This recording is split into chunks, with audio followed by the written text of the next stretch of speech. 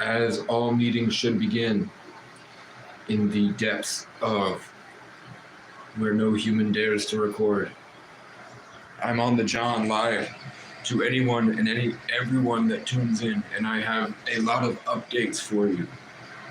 I know that we all feel more at home when we have drama to distract us from the things that we're avoiding in life, and I seem to have wound up as a character in a story that encompasses thousands and thousands of residents of a state that I'm not even originally from. Just as my supposed or proposed opposition or enemies are also not from here. So, I seem to be a character, a transplant in this ward. And of all the other symbolism, it's too much to say that there's not something very important in my life, that I'm not destined for greatness. So, we've had, I told you it's a constant struggle. Every day is drama. Struggle for no reason.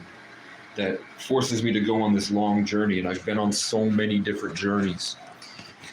I've just been waiting for the perfect place to sit and write the whole thing out.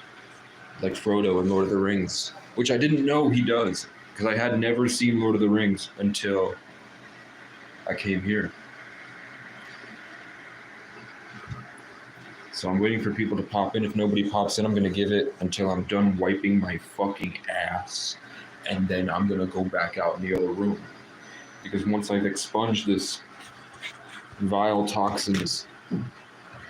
Okay, just to let you know, I've been stuffing my face full because I have not had the opportunity to do that in a long time. We're about to get to the really nitty-gritty drama. It is an emergency meeting. I swear to God. We only have this present moment, but I figured it would be on brand to take a shit while I started. So I'm speed wiping this bitch, and you're gonna be there along with the journey, Fontaine. What's up? Fontaine. That's cool. You have the same name as the people in The Godfather. As the guy who was basically the Johnny Cash clone, right?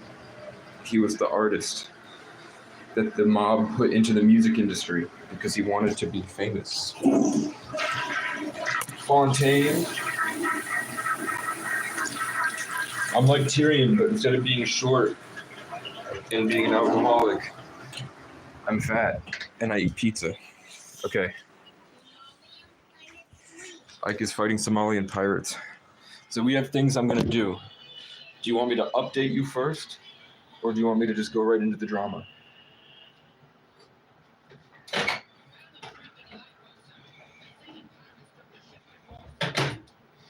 Let's go right into the drama.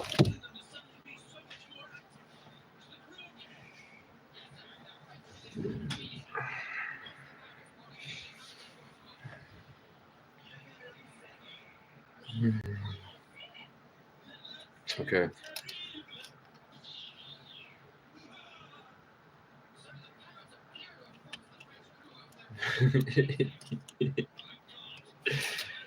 Okay. Let's turn this off. The children in South Park are fighting Somalian pirates. So, we have a few updates to get you guys in the mix really quickly. Planet Hank is a man who started off recording homeless people. I'm winning. I'm always winning. I literally can't not win, even if I sit and curl up in a ball. The universe structures everything in a way that allows for who I am to show my enemies the way. You know what I'm saying? I don't have a choice. It's really weird. I have a weird life where I have literally no choice. I've been literally like you can go back to my channel. I've been literally in times that I've given up from going on God's journey, whatever he has set for me. I've gone thousands of miles now, I've been in tons of fights. I've been to jail like 10 times. I've literally gone into places in completely restructured communities because it's like they get possessed by the devil. I was in county, not in prison. My crimes are literally, I go places and I'm on land and I like it.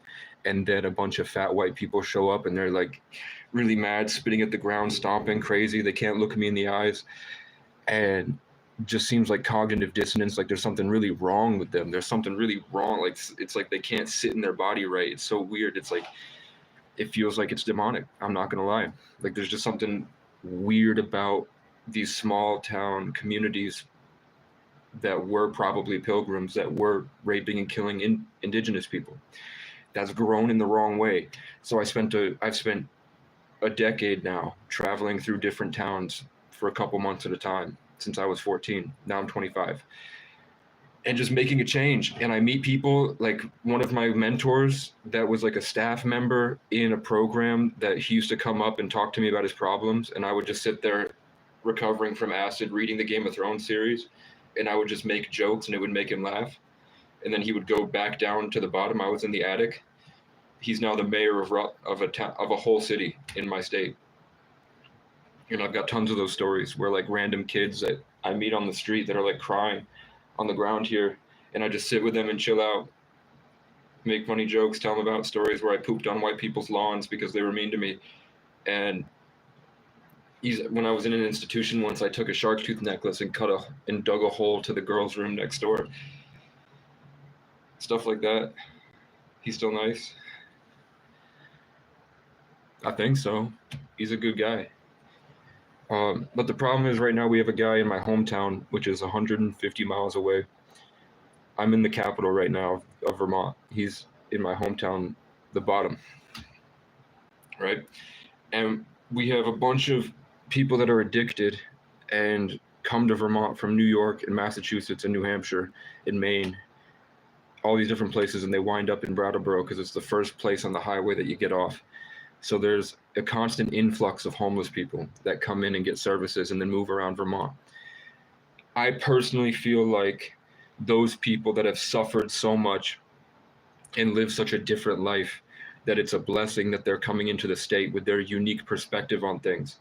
Because for the longest time, my hometown has prided itself on being a hippie commune and being weird and being different. It was one of the nudist capitals of the world. So back in the day, like 20 years ago, it was completely normal for there to be just completely naked old people just sprinkled in with everybody just having fun. Walking around downtown at my hometown, only place in New England that I know of in the country, that every week, the first Friday of every month, we have something called Gallery Walk, where this small town gets completely flooded, and we have food trucks, we have performance live, just different bands, and everybody in my hometown plays an instrument. They're designing their own clothes. They just cut up clothes from the grocery or the thrift store and make their own clothes. Everybody's got on their own clothes. They play their own instruments. There's like people downtown, the small town of New England, where everybody's playing it. Like there's a guy that plays a saxophone. And now I guess there's so much trauma coming in from the cities because we have Albany, New York, an hour away, Springfield, Massachusetts, Holyoke, that's New Puerto Rico right there. We've got Manchester, New Hampshire, a couple hours away. We've got one main highway that comes through Vermont, so all the drugs are coming in from the top, from Canada. And I didn't get a chance to read it, but I'll keep it up and I'll get to it in a minute when I can.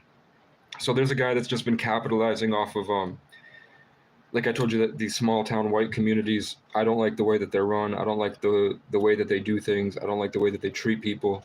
I don't like the way that they see the world. I don't like how pedophilic it feels. I've been to the prom events where all the old guys come up and smell the girl's rose and put their head like right on the prom queen's breast. It's like my hometown, for the girls, if they wanted to play basketball, they were forced to wear a dress at their games.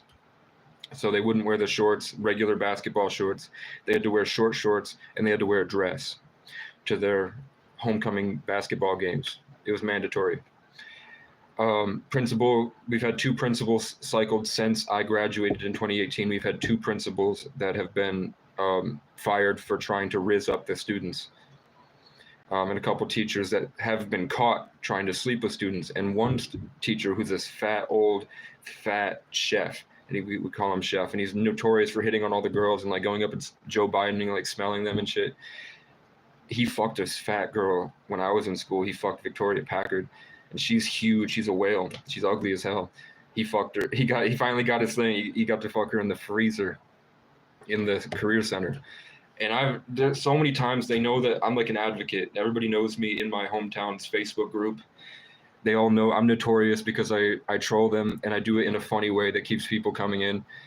Like when people come in and they try to pretend it's a Marvel movie, I don't stop them, and I do it in a way that gets the people to keep going.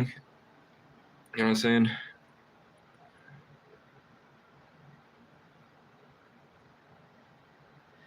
Hotboxing.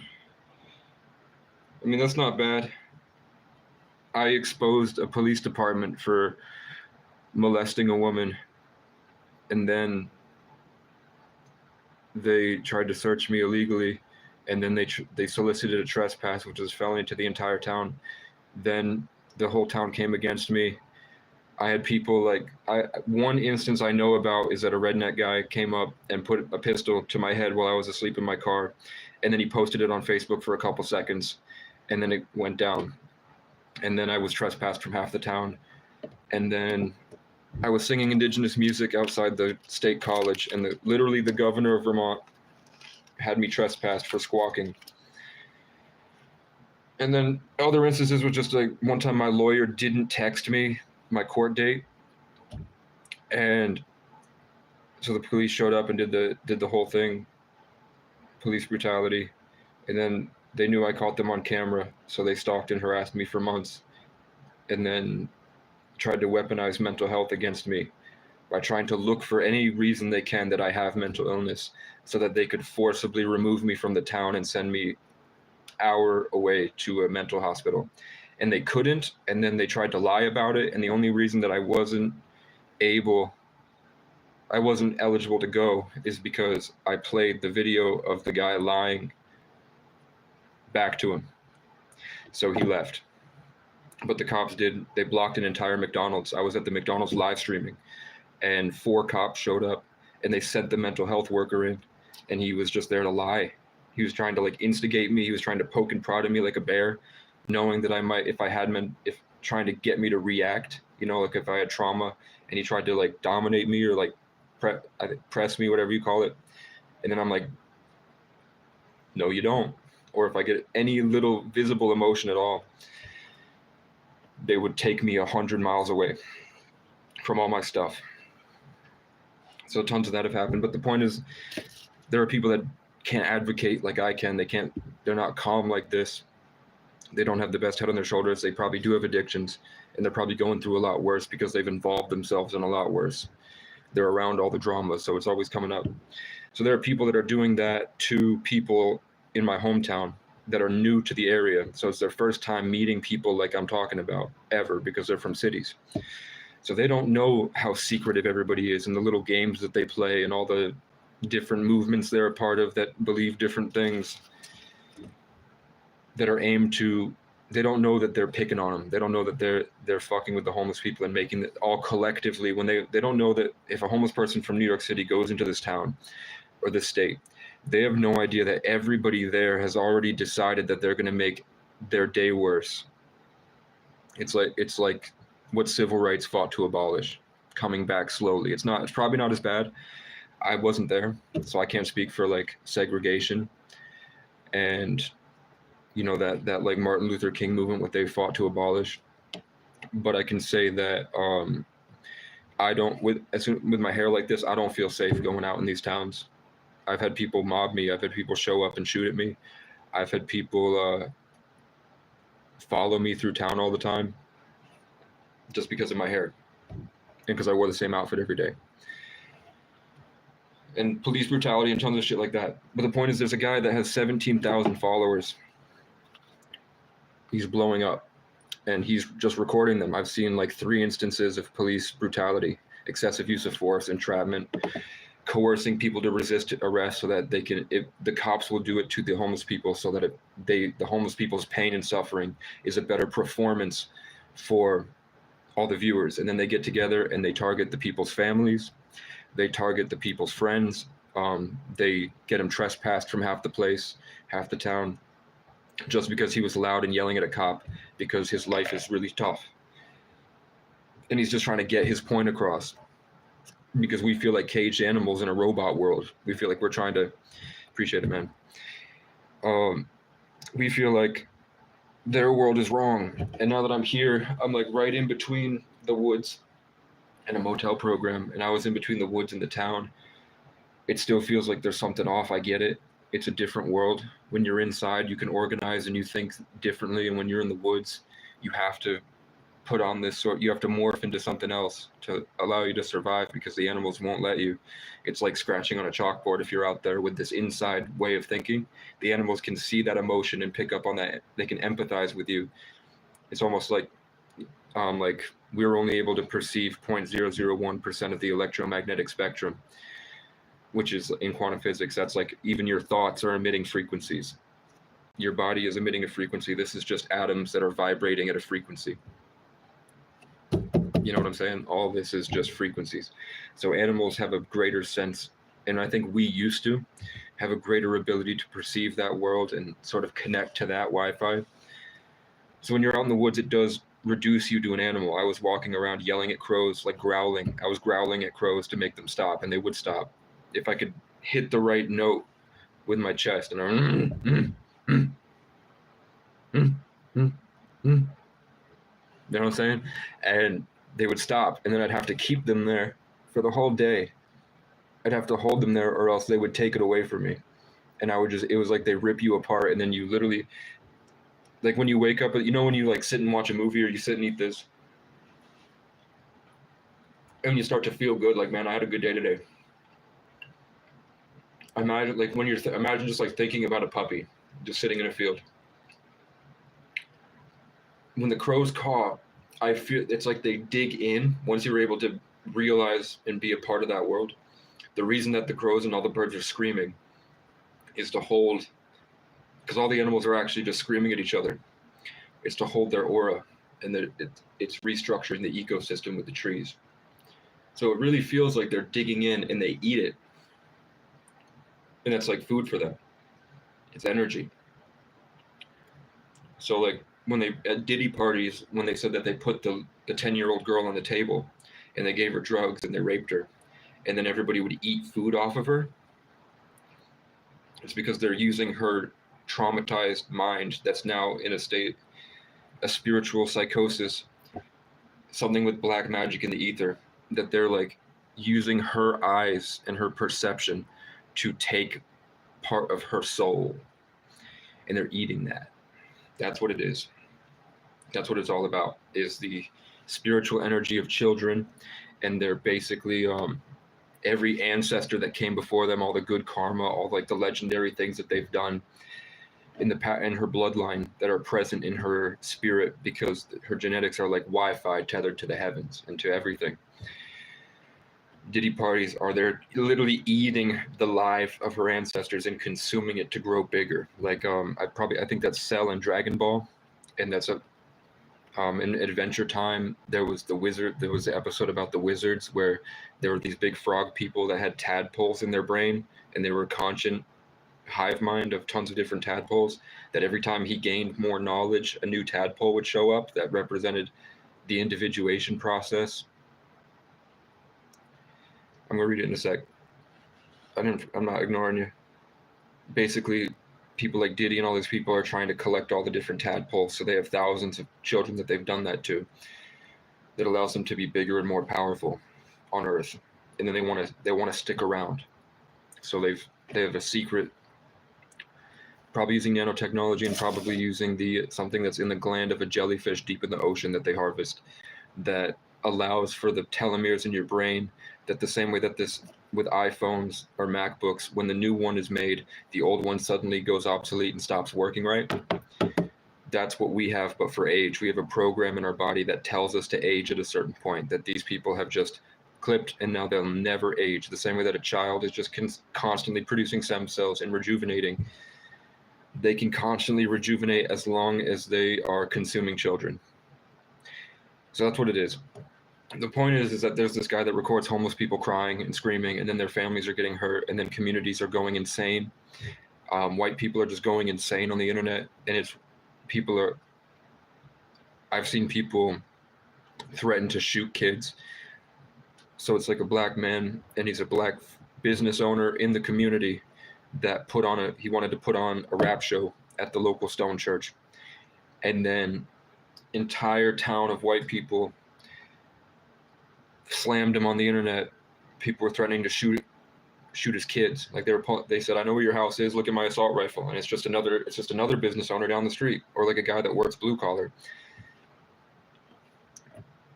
Brattleboro is one of the most diverse. It's got tons of different people from different cultures all the time, but it's like this one little group of the remaining suburban whites are doing this. It's nobody else.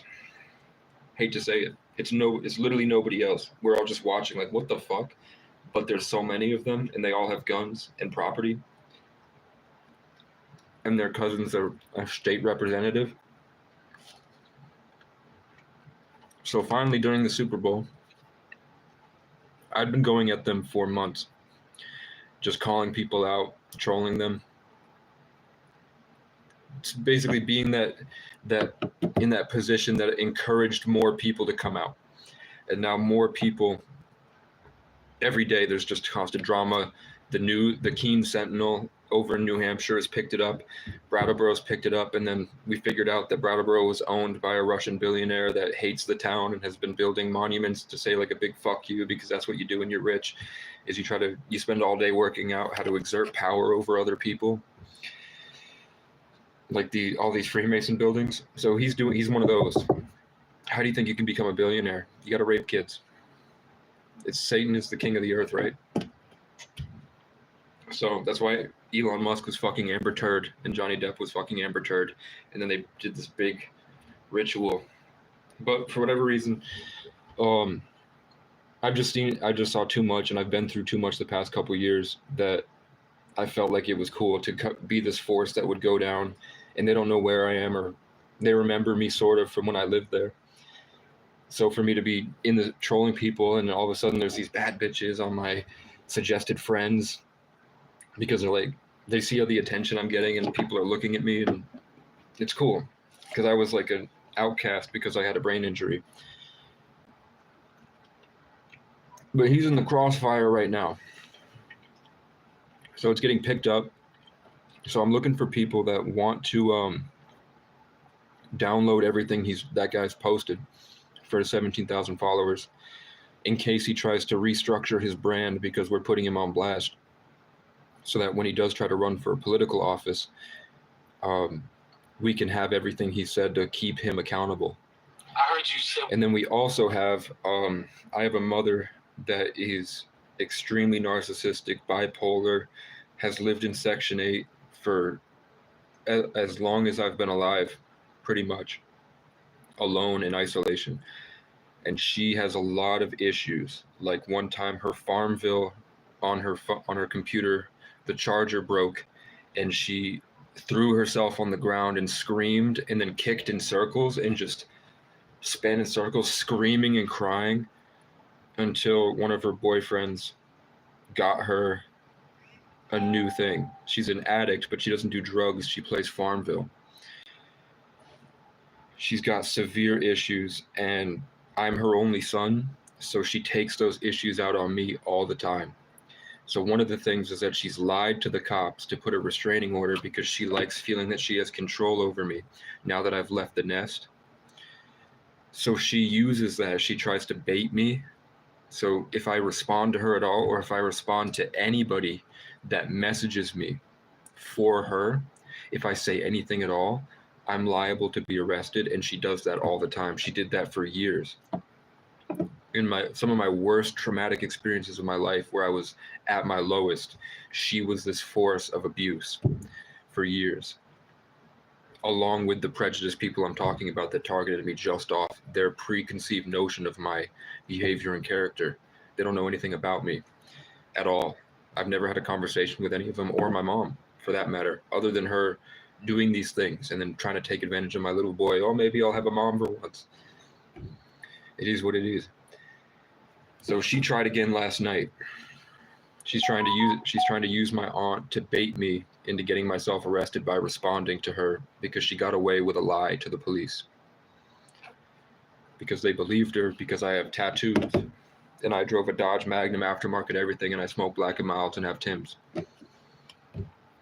I've been traveling for 10 years. I've met tons of different people. I've been in tons of different cultures.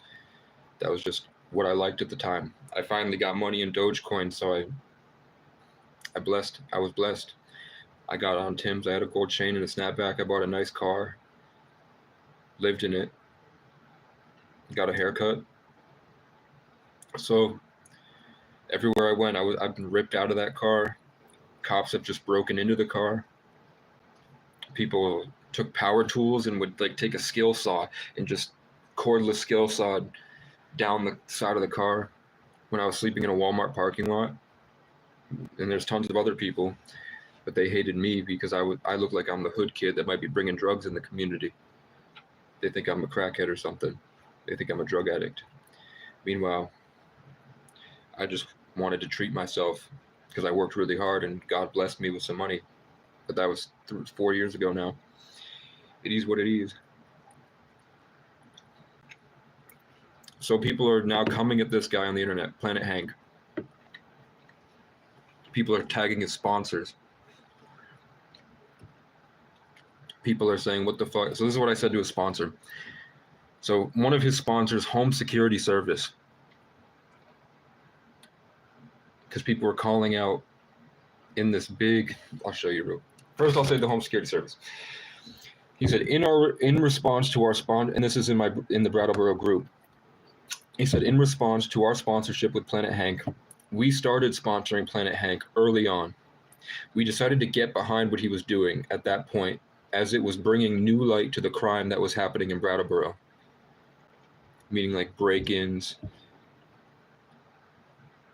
people checking car doors, people yelling at people. That's all the crime that's going on.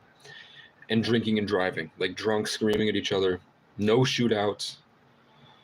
We had a couple stabbings. And those were all kids I went to school with. It wasn't like the people that they're recording. The people that have actually gone and murdered people was my class, my classmates. All the murders that have happened in my hometown in the past few years have been people that I went to school with. It's just our generation is fucked up right now. They got brainwashed by Instagram and Fabio Foreign and Pop Smoke and these little Vermont kids, because they're an hour away from Albany and Springfield. They think that they're something they're not. They think that they're allowed to adopt this behavior and these paradigms that makes them act like. My class we're watching David Dobrik and I wore a fedora and we were all wearing dress shirts and we excelled in music, sports. We were like, it was weird. We were the realest people I've ever met. But it's because I don't know why. We were just this perfect ecosystem to produce people that didn't fall under any category at all, and we were also extremely proficient at and excelled at everything we did. And there was no delusion. There was some that got lifted now, and I'm glad that I'm not the people that I grew up with because of where I've been and what I've been through. But these people are really different. And then the next generation after that with COVID, it was just kids having orgies in the bathroom, doing bath salts to see if it's fun, smoking crack in the lockers and their kids just because it's fun. And then fights breaking out where kids are ripping kids' eyes out. Like that happened once. I'll show you the video if we can get there, if I can find it. That happened. And then one of my old teachers that I used to just like make jokes with, and we would sit there and listen to music. She's like running out and grabbing them and like pulling them apart. She's like, "You do not hit her. You do not hit her." And then this skinny little white girl goes, "I just hit that bitch. That's what I did." And then stomps away. And I was like, what the hell happened? What did they see on Instagram and YouTube that I didn't? because I'm also on YouTube every day. It must be something on Snapchat because I don't go on Snapchat. So it must be Snapchat and TikTok have shown these people a new way for them to be so different than the year before them. So for whatever reason, there are break-ins and stuff.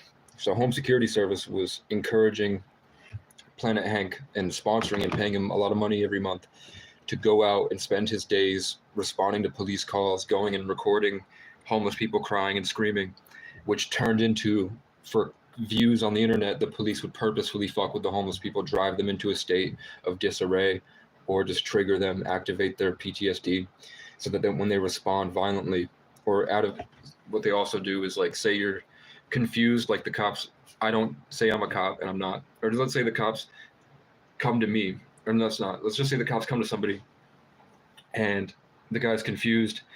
The cop doesn't tell him what his charge is, he just grabs his arm. So then the guy goes, what the hell? That's resisting arrest. So I've seen a cop just grab a guy's arm. He goes, what the hell? Get the fuck off me. And then I've seen 6 cops pick up this guy who's like 5'5", and they picked him up off the ground, and then they all looked at the camera and then pile drove him onto his face. And the guy is still saying, like, you bunch of bitches, I swear to God. Like, he's standing up for himself. He's like, you know I didn't do anything wrong. And he's like bleeding off the side of his face. And that's just a video you can watch on the internet. You can just see that. It's just left there. Yet somehow nobody cares. It's all just white people spewing out shit about their belief systems. And nobody's acknowledged, other than the family members and a couple people after I did. Then people came out and started talking on the internet about, what the fuck are you guys doing? These are people, I don't care that some people are breaking into, or checking your car doors and taking things out of your car. I don't care that some people might be taking your bikes off your porch. You just humiliated a child. That guy's daughter has already been trying to deal with his addiction. And you just spewed his abuse, which humiliated him in her mind, which is going to psychologically damage her for the rest of her life. Because a cop broke protocol and procedure to illegally do something to another person for clicks on the internet. What do you think I said that made 5 people leave? So that happens all the time. It happened to me. I was a victim of Brattleboro police grabbing me for no reason. And then I go, what the fuck are you doing? And then they pepper sprayed me, dragged me on the carpet, pepper sprayed me again, didn't wash my eyes, left me in a jail cell for 3 days. And I had pepper spray in my eyes for 3 days. And then the sheriff did something very wrong to me that traumatized me probably for the rest of my life. And then the judge, the cop at the court, so it's me, my public defender, nobody else, police in the back, security, an old retired cop that's now a security guard at the courthouse, and the judge. And I'm sitting there, and then I just look up at people, like trying to make eye contact, say hi, introduce myself, trying to get over what just happened to me. And then the cop looks at me like this, and he pulls his gun out, and he lunges forward me like that. And they wouldn't stop. Like the judge was literally, I've shown you guys my judge. He's crazy. So he was like staring me down like this.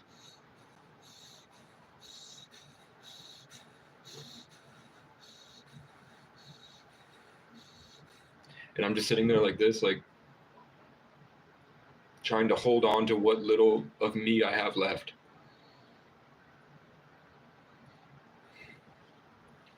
And then for a simple assault where somebody else bumped me in the hallway, and then he had schizophrenia, so I got in trouble after the cops saw what I was driving and what I looked like. He gave me an assault charge that got bumped to a simple assault, and he hadn't seen any proof yet. And then I missed court because my father, who I've been ignoring for a long time, but when he gets drunk or when he gets off drinking, then he goes crazy. For some reason, it really ticked him off that I had been ignoring him, even though I've been ignoring him for 10 years. This particular time, me ignoring him really bothered him, when I'm really getting into meditation and trying to heal before I went to court for the first time. I'm about to leave public housing.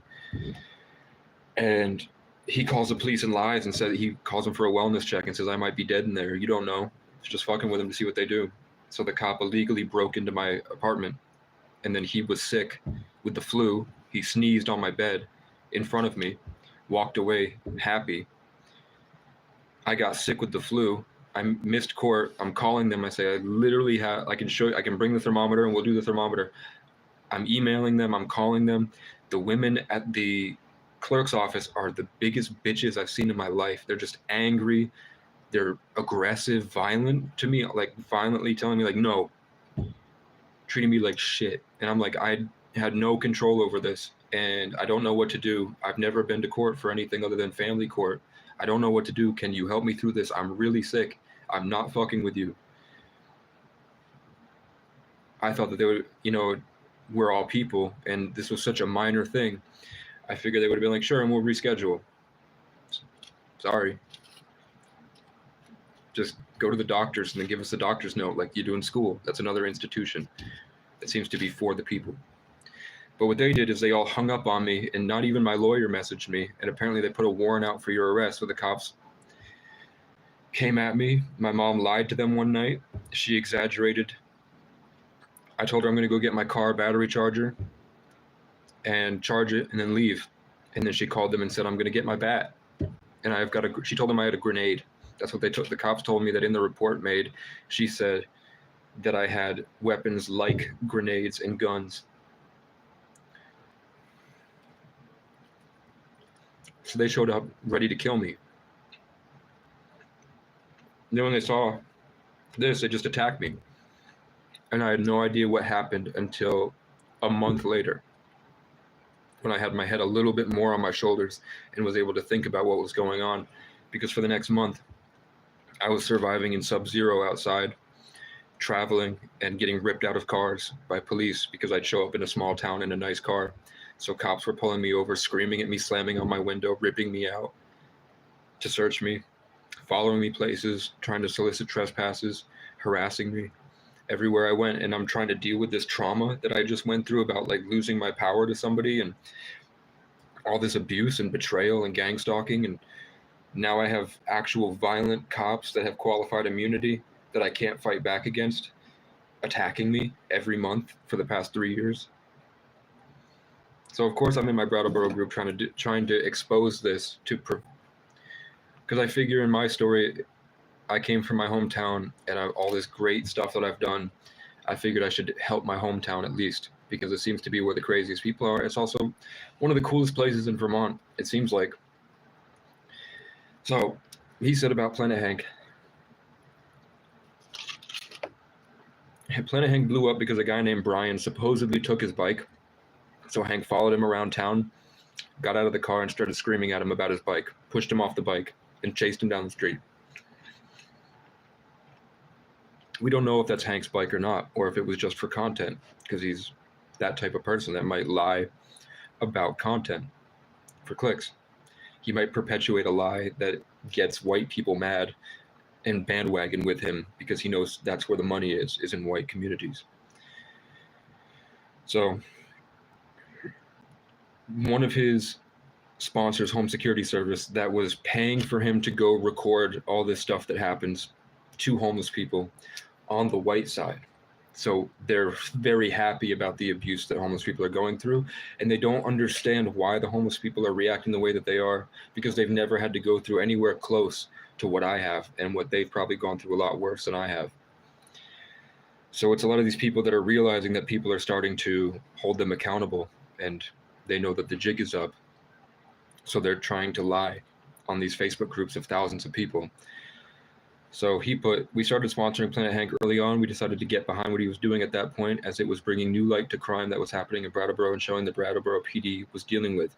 This was a time when many criticized local PD for not doing anything about all the break-ins and violence. Little did they know before Hank's videos, they were doing a lot. For that reason, we continued to sponsor his videos. Recently, his videos, live feeds, and discussions have been more political and opinionated.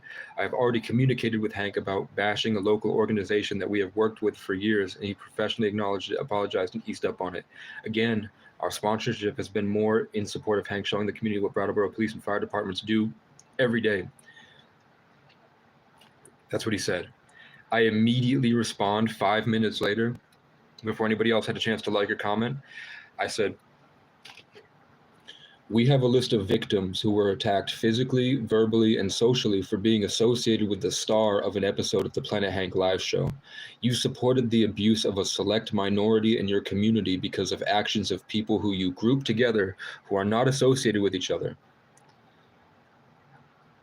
Which means you strategically plotted the abuse and supported the abuse of people who might fit a description because of people that don't know the people that you're hurting.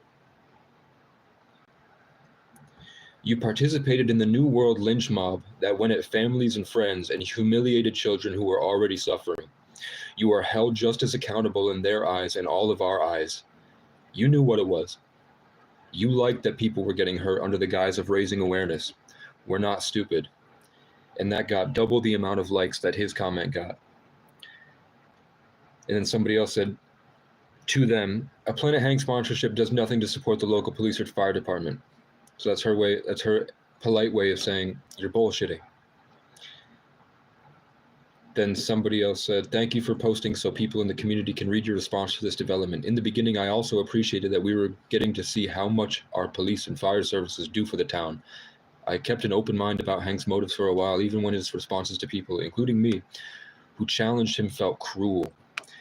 And even when I started to question why his behavior and dialogue with people didn't seem to match what he said his intentions were, these screenshots, though, they're very bad. And it's him just bashing people and threatening people on the internet for white.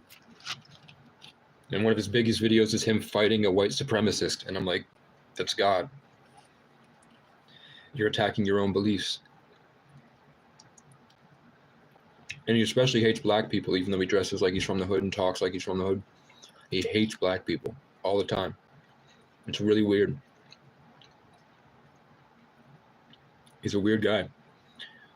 Now he's dressed up like a cop, so I think he might be an operative. He's an ex-Marine. I think it might be a PSYOP. He said, thank you for the kind reply. As I said, when we started sponsoring his content, it was much different. Things have escalated quickly, turned political, and gotten out of hand. I cannot change that I have been a sponsor in the past, but can definitely control the future. This post has been an eye-opener for sure. I immediately chime in because he's trying to bullshit. He's like, that's him, like, they're so sneaky and quiet, reserved, hoping that nobody calls them out for their white devil genetics. I immediately said, it's obvious you saw this as an opportunity to gain clients by spreading propaganda about your niche. It was not different at all. It started with Hank screaming at a homeless man and following him down the street, shoving a phone camera in his face, then slandering him and encouraging people engage in gang stalking, cyberbullying, and targeted harassment. You're not getting out of this. You need to pay the victims and bring a big check to Groundworks. It wasn't thoughtful at all. It wasn't thoughtful at all.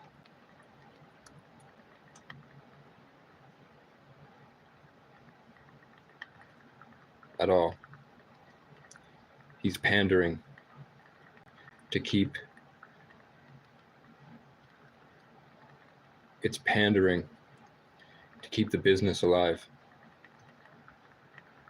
to keep the business going. They got caught.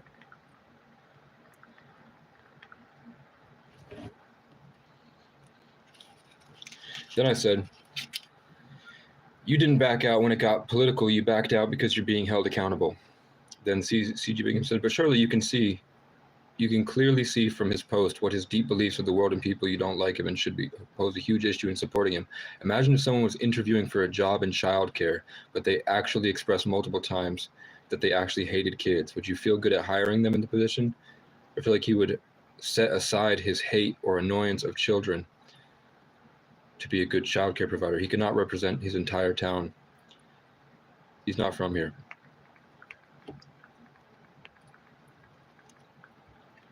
And I don't even live there.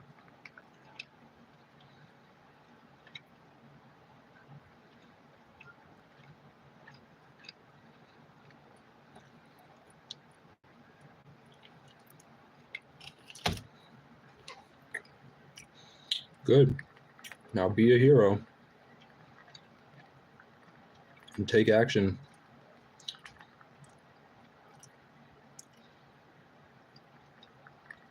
Hold the other sponsors accountable.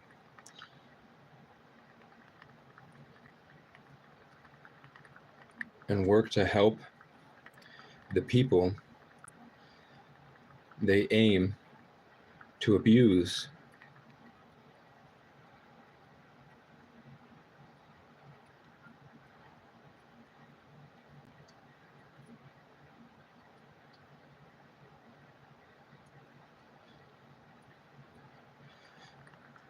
Because he got caught. Nobody spoke out.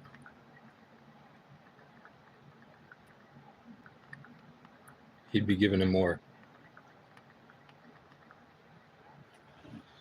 There we go. And now lots of people are flooding in with likes and comments.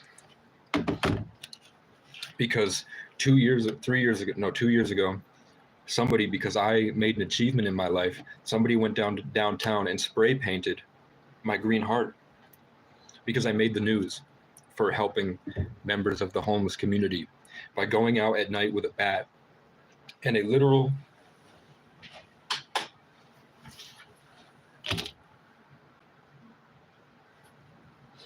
Game of Thrones cloak to keep the wind chill out, and I had a backpack and a bat, and I had this nice embroidered coat that was green or black and gold, and I had black and gold Tim boots. And I made the news. So someone did that for me. And then he went and spray painted his logo over it. So when I came to my hometown, which I don't do often, I went back, and the first thing I saw when I came back was my big green heart.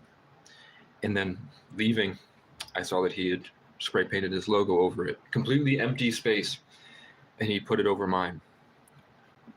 So now he's going to be, his legacy is destroyed. And he hates himself.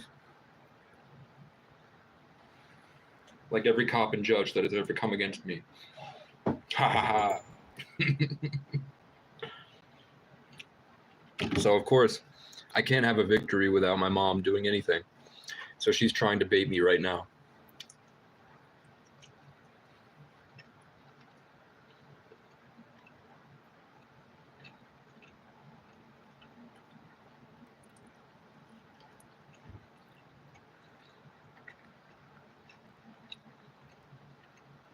The problem is this guy's 42 and he's gone crazy. His ego's out of control.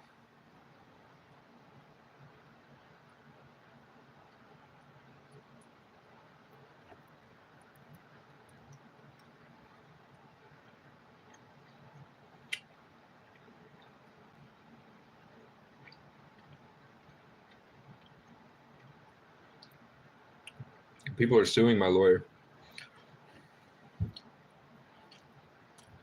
And my judge is involved in an organization that was discovered to be involved in pedophilia.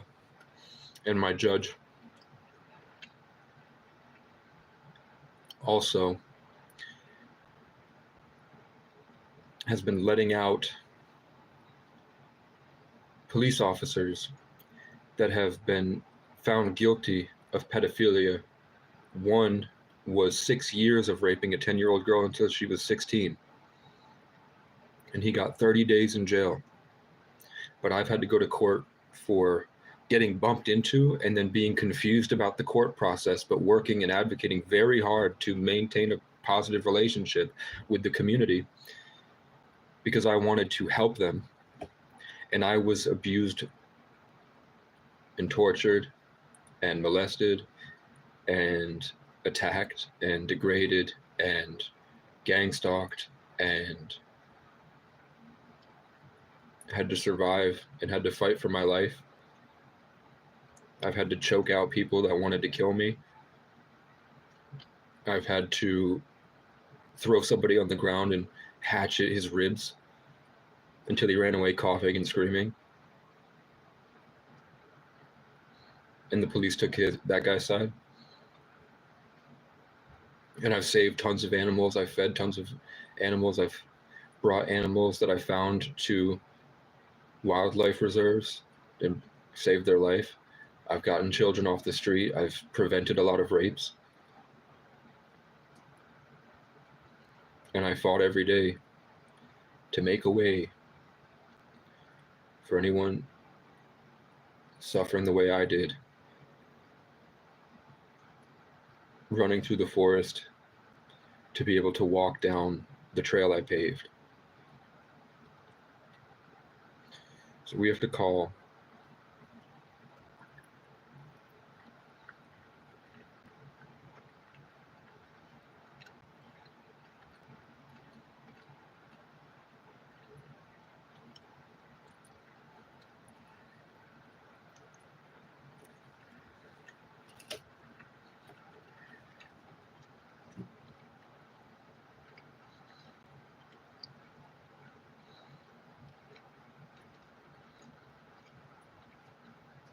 I can't remember.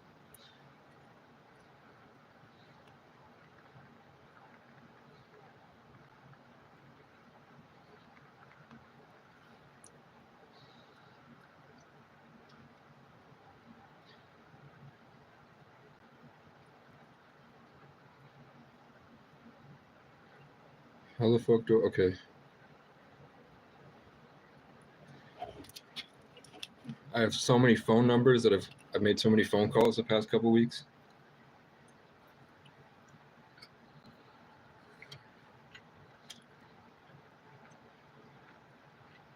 All right.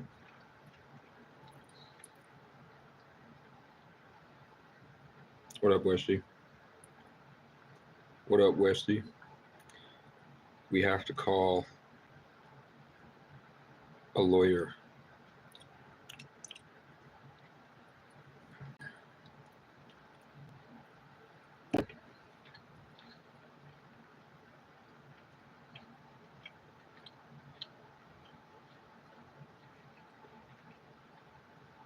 Maybe it's in my contacts. Contacts. Mimi. Come on, Mimi. I do have a phone number for her.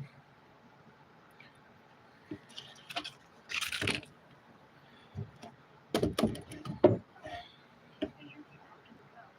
voice will try to connect you.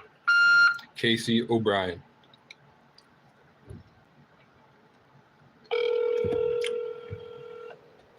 I want to show them.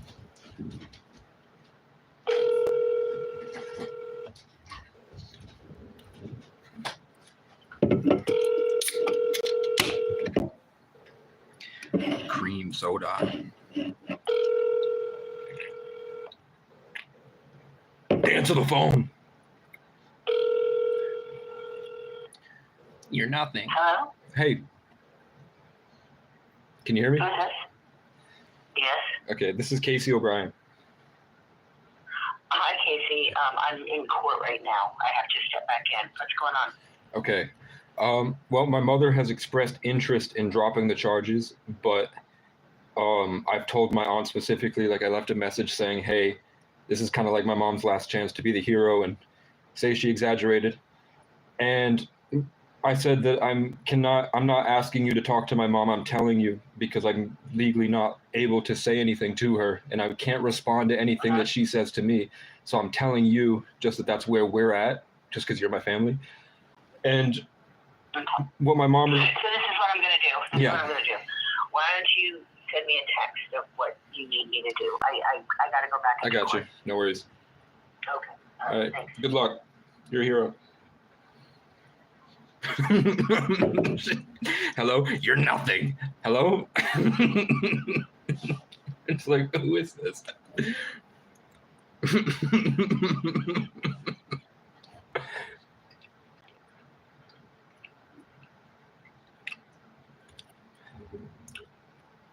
Fuck you.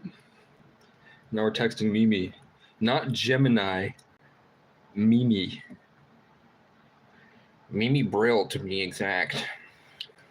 Actually, man, Larry turned out a lot different than he seemed in 2024. Isn't that crazy? We thought Larry was I thought Larry was like Lil Peep, but not Lil Peep.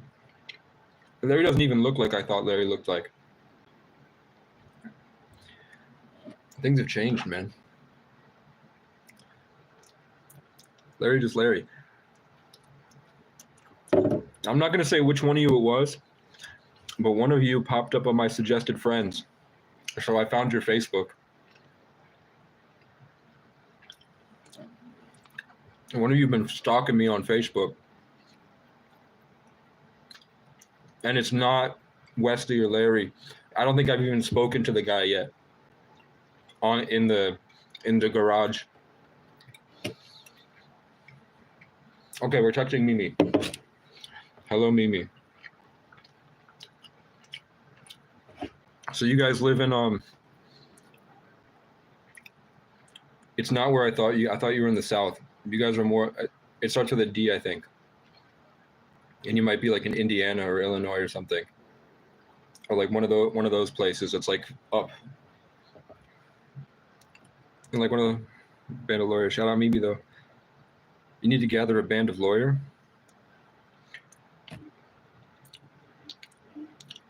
Larry's short for Lawrence. Lawyer sounds like Lawrence. Hello, Mimi.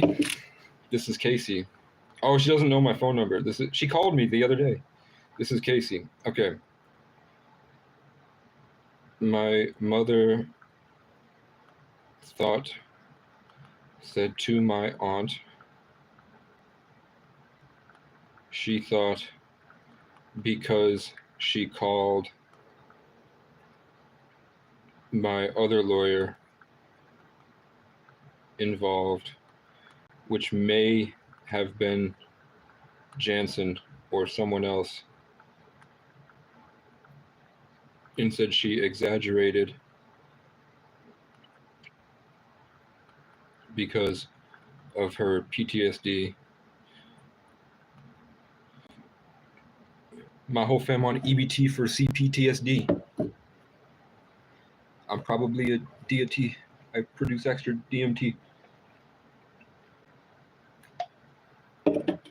What the hell is going on? Oh, okay. Said she exaggerated because of her PTSD and wanted the cases dropped. They were going to drop them, but she did hang up when he asked her to testify. She has had an active order against me for years, yet consistently reaches out to me to bait me,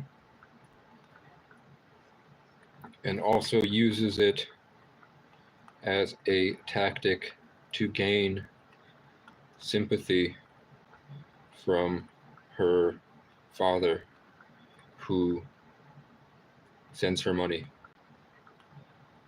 destroying my reputation, to keep her sick parasitic relationship with her father going.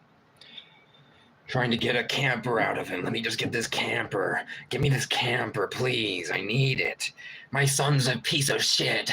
Please, I need help. He needs help. I'm trying to help him, please. I need money, and I can help him.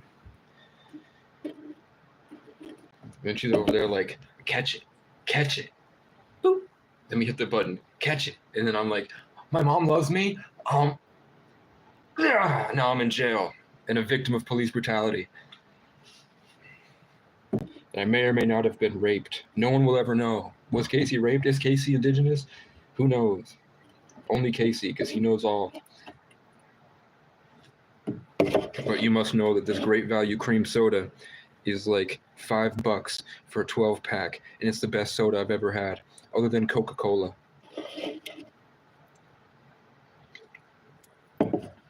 I didn't fail my mission. Come on. Who sends her money?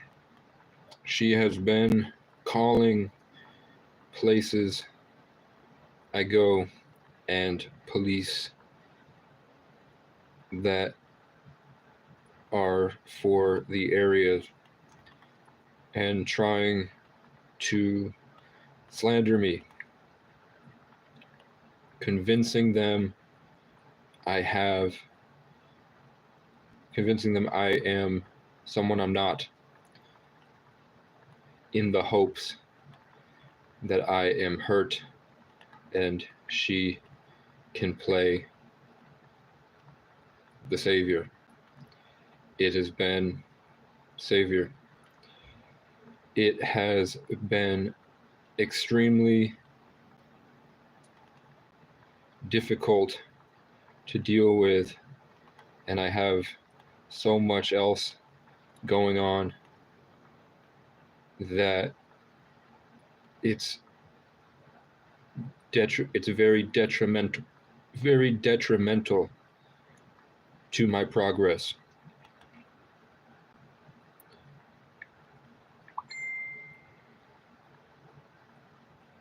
To have someone trying to keep me in a perpetual state of fear so she can control me. Control me as a way of dealing with her dysfunctional and chaotic life alone in Section 8 with Ben and Jerry.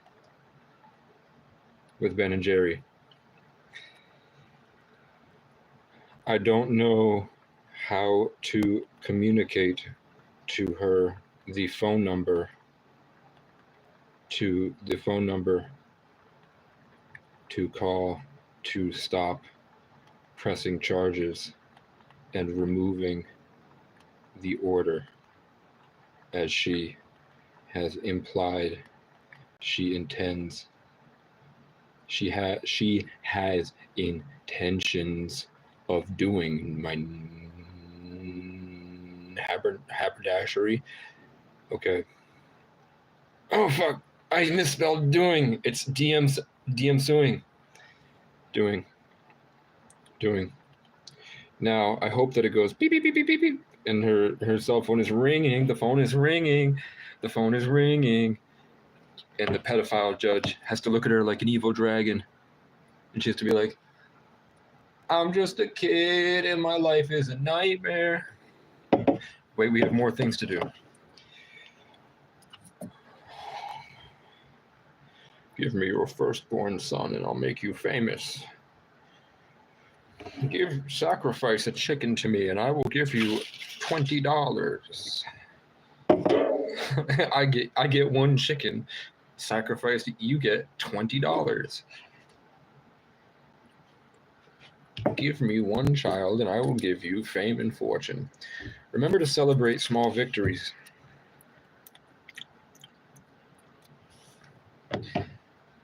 It's in Muslim, guys. It's in Arabic.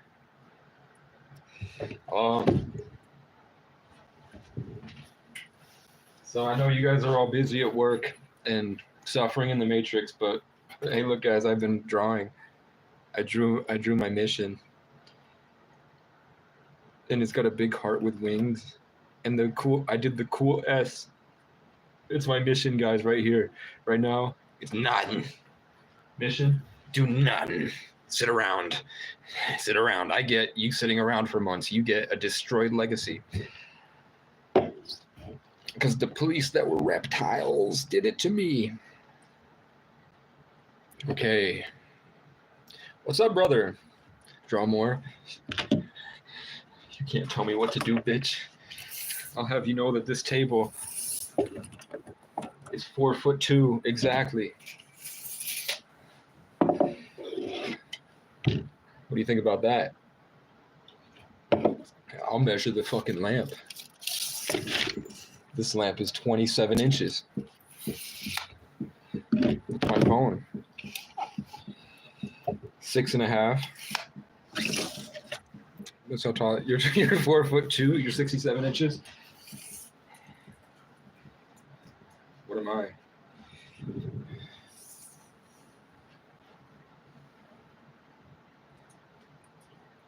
I'm just a kid. I am 5'8", but I'm also fat as fuck and I smoke cigarettes. I know when I lose weight, my spine expands, and when I get back in the gym, my muscles get put back in place. So I end up being 5'9". And my op is 5'9", but he weighs 120 pounds, so I'm gonna break him like the cinnamon in the Apple Jacks.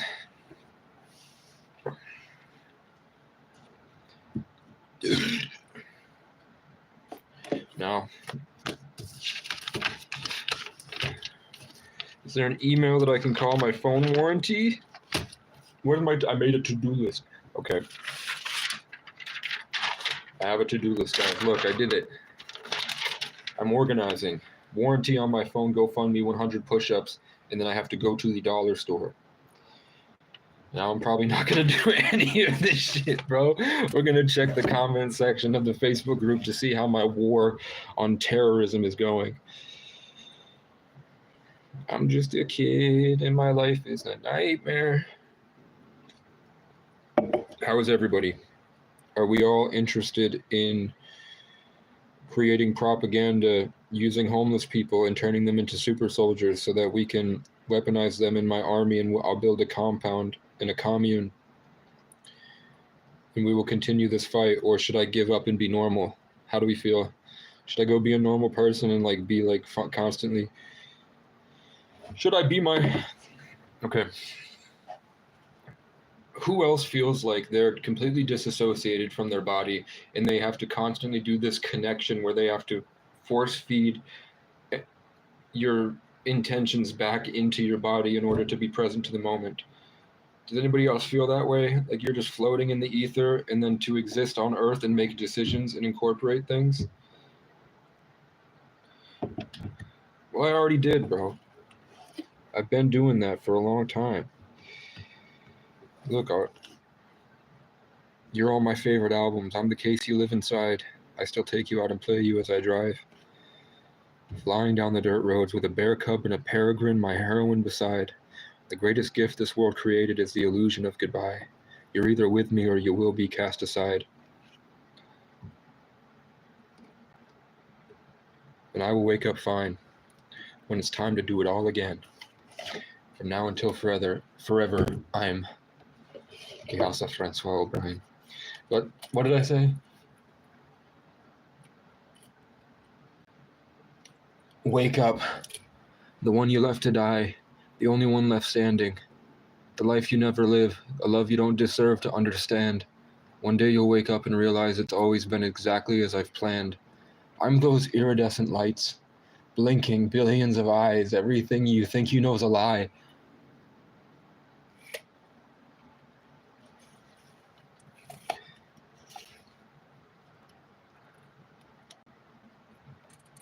I don't remember how it goes. But at some point, it was like...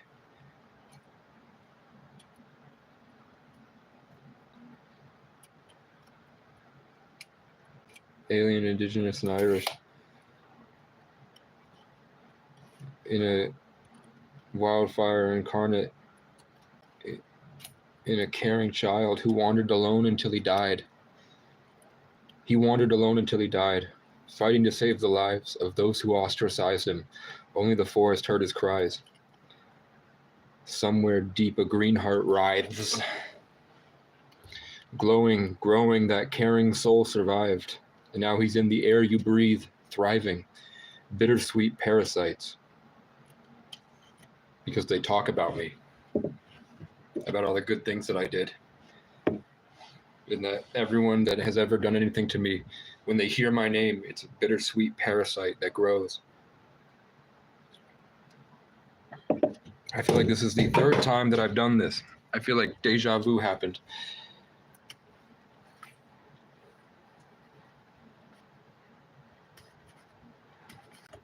I don't know. Yeah, when you have brain damage from drugs and you have psychological trauma from horrific things that have happened to you, you have to go to bed and cycle through all of your memories. Because every time you make a decision, you change about yourself. you learn and grow, and we've been learning and growing. So COVID destroyed our hippocampus so that we have a disconnect between who we were. That's why NF dropped. Who I am and who I want to be cannot connect. So to repair that neuroplasticity, you need to fast, get sunlight, take probiotics and omega-3s, and limit your sugar intake. And I'm not doing it at all, and I'm suffering. I'll kill you.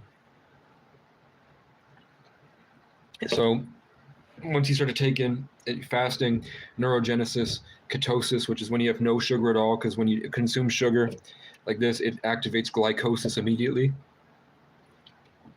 So now there's no chance of my body fat being converted. So I will be taking this disgusting little fuel instead of the great jet fuel. And this is a fast acting carbohydrate, which means that it's going and breaking down so quick that if I did have parasites that you would be trying to eat in ketosis, they would just take that immediately. And parasites are conscious. So you have pretty much all of us, even if you're eating pizza every night, because they are raining it down from the sky for whatever reason that they're doing that for. The parasites in our body, they're farming you. They're like cutting out tissue, like muscle tissue, and they're numbing you. And then they're putting little sacs that they feed smaller parasites into, like monkeys farming pigs. The monkeys, which are the bat, which is not a metaphor for anything other than parasites. The monkeys are in here, and they're taking in the pigs, and then they're making the pigs grow and grow and grow, and putting chickens in there, a bunch of stuff, and then they kill them all once your sac in here is big enough, and then the parasites send the young parasites in to live in that sac, and then it grows, and then the parasite breaks out of the shell and continues swimming around your body.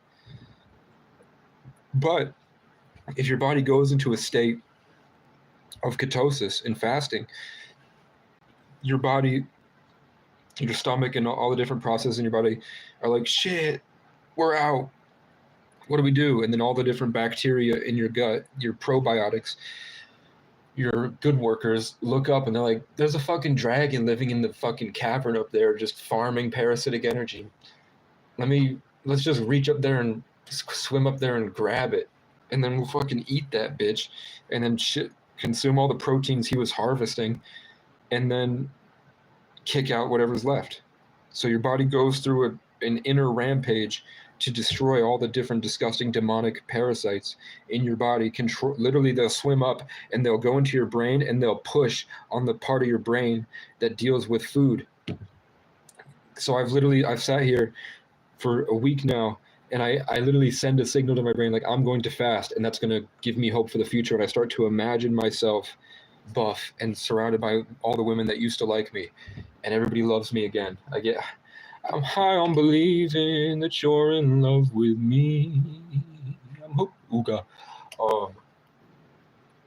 And then I'll feel it. Like all of a sudden, it's like, I don't know what's going on in my brain, but I'll find myself wolfing down another pizza. And like, an hour goes by, and I'm like, I was just thinking about the other thing. How did I what happened in my brain while I was just sitting there just sitting there watching TV, that all of a sudden I've gotten up, cooked food, and eaten it. And I didn't even realize until later. I'm like, fuck, I literally had just committed to rationing my food. And it's because the parasites are in our brain, plus trauma by other people with parasites in a large community, a network, like an antichrist hive mind, artificial intelligence in everybody. Set up a situation to traumatize me in a specific way where I want to do something, and then the cycles of trauma beat me down into feeling like I can only do the opposite to survive. So I'm like, I want to get buff and have abs and be this big guy on the internet, and everyone will see what I have to offer, and I'll finally make my art and all this. And then the next 20 minutes later, I'm like curled up in a ball in a panic attack, and I'm cooking my pasta so I can have a comfort meal and watch South Park. So either it's trauma, either it's influence from above, either it's like metaverse programming from like a government direct energy weapon regulated by an AI that picked up on a change in frequency using all these other people that are possessed and addicted as nodes, or it's or it's parasites that are going up and stimulating parts of your brain that they know they stimulate in order to get the food coming. So it's like, as long as I come here, okay, this makes sense. As long as I go here and I push this, that activates the fear. And I know that when he's in this, because I've been in his body for a long time, so I know when he's in fear, he goes and eats. So I just push that fear a little bit, and then he eats, and then I can grow, and I can continue using him as a farm for everybody else. And then when he doesn't, all of us collectively, me and all the other parasites, piss. So all that toxin is painful, and he has a panic attack because his body is now in pain and he doesn't know what to do, and it activates more stuff because we've just destroyed its insides by pissing everywhere. It's like a bad drug. So now he's in a state of fear and he's out of his mind, and now his body doesn't work right and he doesn't know what to do. So then we stimulate that it'll be better if you eat. It'll be better if you eat. So then you eat, and then it slowly goes away. And now they've just psychologically programmed your daily habits to be consuming to avoid that feeling. Parasitic energy is giving you Stockholm syndrome from within your own body. And that's what the Bible talks about in demonic possession. Parasites and influence from the community and other entities that you operate through these parasites.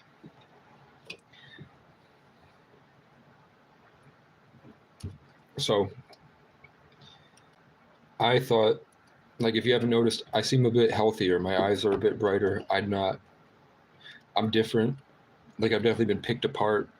So this isn't who I would say I am. And when I sit alone, I don't even want to watch this content back because I don't like what I see. It doesn't feel like, this part of me doesn't feel authentic at all. This feels like who I'm forced to be because I'm not brave enough to operate the way that I wish I could, or the way I know I can, which is pretty much just being more assertive. Stop sneak dissing me. I saw little pride games that people do. I saw, how much do you want to take this? It's not you, Larry. It's not you. You're not. I don't know if you're sneak dissing me. They got mad the other night in the Discord, because I made literally in the same lot that Fish made their first debut in a building that was there. I sat there once in the field of what used to be where Fish was made, PHISH Fish, and I was living there, and I made a group called the Kingdom of Creative Champions, the KCC, and that was supposed to have my old friends and all these different amazing artists that I've met for the past 10 years. Like, I've met so many talented kids and talented people that they have some like specific problem, like commitment or courage or narcissism or ego and trauma, and just different mixes of different things. But there was always something that held them back that I felt like I had the key to, and then I felt like it was very hard to understand that grace is giving people more than they deserve. So I wouldn't help them. I knew as soon as I come across people, I can see who they are, who they're trying to be, and what they could become, their greatest potential. And for a long time, I'm just behind the scenes doing that type of work for people. And then it seems like the more I do in helping others, the more they tend to hate it. Like, I've seen their behavior shift completely. It's like they play onto my abandonment trauma. And then it's just this weird jealousy that pops up, that I think it's jealousy. It's just their behavior shifts and they feel darker, and it feels like it's all designed to destroy my sense of confidence inside. Because as soon as my confidence is destroyed, they come back. I don't know. And I'm like, don't you know that I'm able to bless you? They just can't realize it. So I assume that they're not real. But they all have this talent. And then when I leave, their art they start to put out esoteric Casey art. Like, I drive down the road listening to my old friend Alex, and then I'm like trying to help him for like 3 months in my head. I'm like, okay, I'm going to put him here, mix it this way, put this here. I'm going to add my verse here. I'm going to get in this instrumentation. It's going to look really great. It's going to sound great. And it's going to make him cry when he realizes how beautiful it is. But he's like floating in my mind next to me because I'm trying to keep his art and keep his character center stage so that I can continue working with me and doing this stuff with the people. And then he drops a song, my favorite song that he's ever made. And it's like, sounds like what I was trying to make for him. He makes a song that sounds like what I was trying to make. And at the end of it, he goes, wherever you're going, I'll float right next to you. Catch us if you fucking dare. And the riff is like my signature riff. Whoa. I can't even do it. Hold up. Whatever. It's the same style. And that was floating around my head. And the scene is like at the end of the song when you drive away. And that's what I was doing. I was running away from home. And these people that seemed to not give a fuck about me, didn't invite me things, ignored me, they started making songs about me. And I don't know if they realize it or not. But then at the same time, I'm like, these guys are making songs about me. Casey Rocket, Kaz, Kendrick Curry, the KCC wins the Super Bowl. All this different stuff globally that flooded my phone the same way that I was trying to flood everyone I love's mind to get them to see a better way. You know what I'm saying? I got that in my Year of the Water Cat with the me that I was trying to show the world. Different Caseys hit the world at all angles through the industry. Casey Rocket, Kurt Kaz, Kendrick Curry.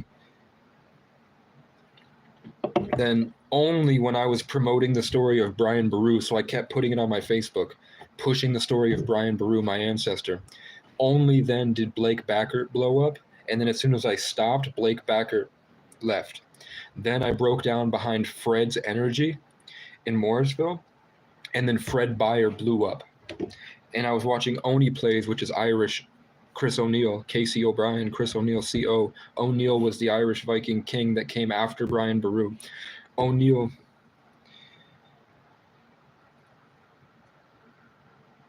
and Zach Hadel. And then Smiling Friends blew up right after I found them. Smiling Friends blew up, and then Zach behind Fred's Energy, and then Zach Ray, who helped Fred blow up when I was watching all the Best of Zach compilations. And my name means vigilant, always paying attention to everything. The observer. The one who sits back but free, exalted, which means set away from everything with a place of authority. Like at a desk on a mountain, like on a floating house connected to a tree, like a tree house, and then on a mountain overlooking the kingdom, and I'm exalted with authority like a king. You know what I'm saying? So that's the position, that's like the metaphor for what my name means. And I find myself in the back of a nice car in a parking lot that I live at for free with no danger, and I have an abundance of food, and I'm given an attractive body, so when I walk into places, people treat me with respect, and they look at me like whatever, until I grew the hair out and I lost the muscle. But it's still there, it's still present in my genetics. And then I would just go back, eat my food in the back of the car, and I felt great. And I would just watch funny videos. And it felt like that's when I realized that every video is just an offering to God. Everything you make is just an offering to God, pretty much. So I was able to like feel, I was like in that middle point, like a gateway, like an 11, like a bridge, where I experienced everything. I was able to pick up on every little subtle nuance, and I would watch Smosh, and I would just look at the inner relationships of what was secretly going on, and diving deeper into the human condition to see how people were really acting for the content and how they were really feeling off camera behind what they were pretending to put on for the camera when they would communicate with each other, that little subtle communication. That's why kids love shipping people.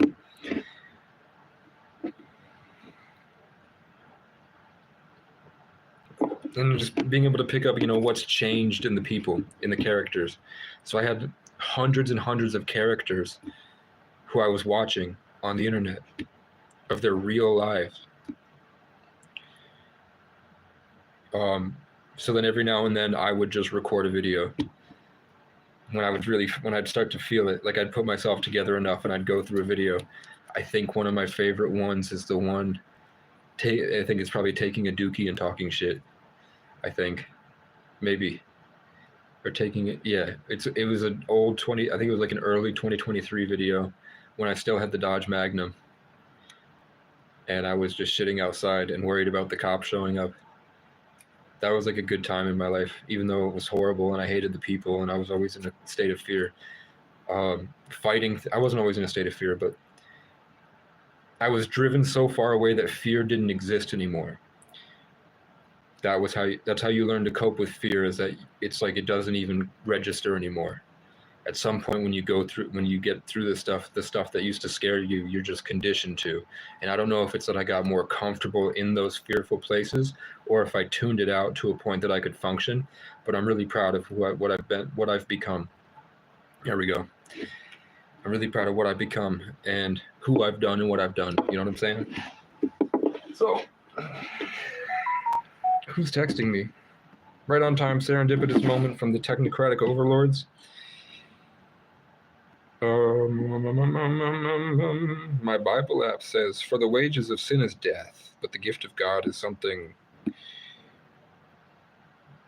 Sleepyhead dude. Yeah, fat bitches for when you're broke.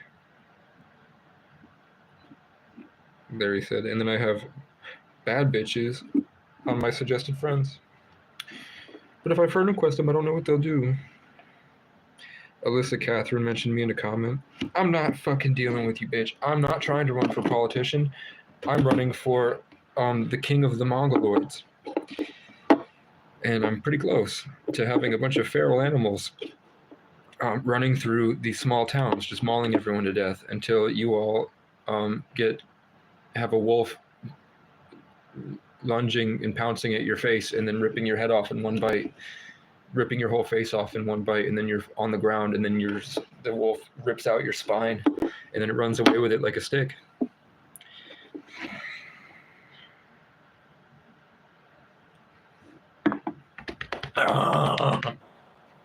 Fuck you.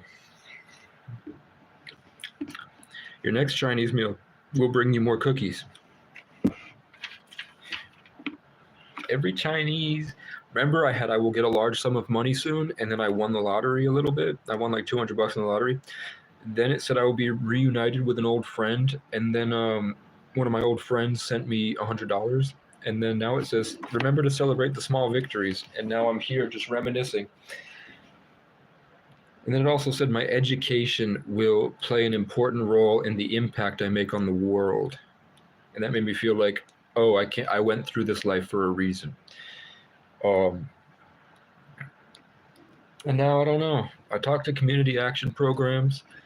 I have the option of being in, I might be able to get Section 8 housing if I want in the where Vivek's cabin is, or in the Cowboys and Indians place where the cops are soliciting sexual bribes, or this liberal town that I'm in right now, the capital, where I could work to change legislation and be an advocate by going in and checking on people and making content. Or, I could go back to my hometown, or maybe my other hometown, and have a home base. But I know if I get a motorcycle, like modern day motorcycles, is 80 miles per gallon at least, which means that for $7, I can get 150 miles, which means I could run all around New England on a horse motorcycle. Or I could get a horse and I could go out in the field. Man, if I had a horse, it would be tough. If I got a horse, I wouldn't want a car. I wouldn't want to do that to the horse. I'd have to leave it at a place. I wish there was like a field designated as like a horse playhouse where somebody bought 50 to 100 acres and they fenced it in really well with expensive fencing that's, the horse is able to see outside of, and it's in it's surrounding a dense forest, so the horses can't get out, and they don't really want to get out because they know that they can't go anywhere. And then I could when I get back from work, or if I get back from a business trip or something, I can just take the horse back, like a kennel for horses. That's the only way I think people should be having horses, because everywhere I drove the past few years, I'd wind up at these people's properties deep out in the woods, and I'd see that they have a horse in a really tiny pen, and the horse is as depressed as I was in public housing. Just like the way that they blankly look at you like, are you going to save me? What are you? Oh, you're leaving? Lays back down. So that would be great to have. And then I'd also want every highway to have a trail network specifically for horses. And then those people would have to be armed and be like cowboys. But it's going to be hard. You have to worry about public safety. Like, you can't really make a trail next to a highway where people can get off a horse and live, because then you're going to have people with guns, with like assault rifles and night vision cameras, night vision goggles. It's not the cowboys' times anymore.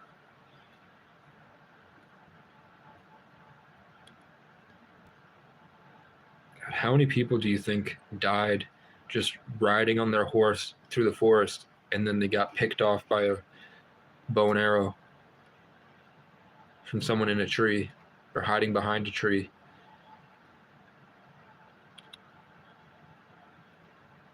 That would make sense. No, it doesn't. I guess it does. That supposedly people with light skin came from snowy areas, where they had to blend in with what was around them. And then people from with dark skin, maybe they adapted to be the color of the trees that they were around. I think America used to be an ancient civilization with Sphinx and pyramids. And then I think that something happened, and I don't think that the way that people are saying people evolved is the way that it actually happened. I think there's something a lot more that we're missing. Like, people are like, aliens messed with our genetics. I'm like, we're only 100 years into the Industrial Revolution, and we're able to alter our own genetics. Who's to say it wasn't an ancient civilization that's long gone? Like, maybe they moved to space and left the monkeys behind to restart the process. Like when they say the extraterrestrials are from a parallel reality where they messed up and destroyed their own genetics, and then they're here to take us and convert us to slowly become the next hybrid race. If time and space isn't actually real, a parallel reality could be in the past. And that parallel reality is those past moments. That if everything's happening right now, what seems like the past are actually just over there. That's 4D and 5D thinking, is that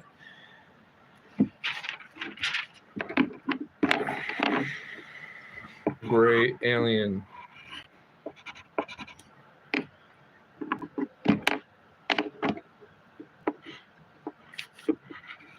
person. All right. So this happened 500,000 years ago. This is us 100 years ago. But we're able to see both of them right now. That's what they're saying. Is that even though this happened so long ago, and this happens right now, there's a point where we can see both of them, where they're both happening at the same time. Even though this happened 500,000 years ago, and this is happening right now, they're both right here, and they're happening right now. That's what they mean. Is that at some point, outside of space and time, everything is happening in the present moment. So if this was a parallel reality, it doesn't have to be happening technically at the same time. It could be happening 500,000 years ago. It could be happening tomorrow.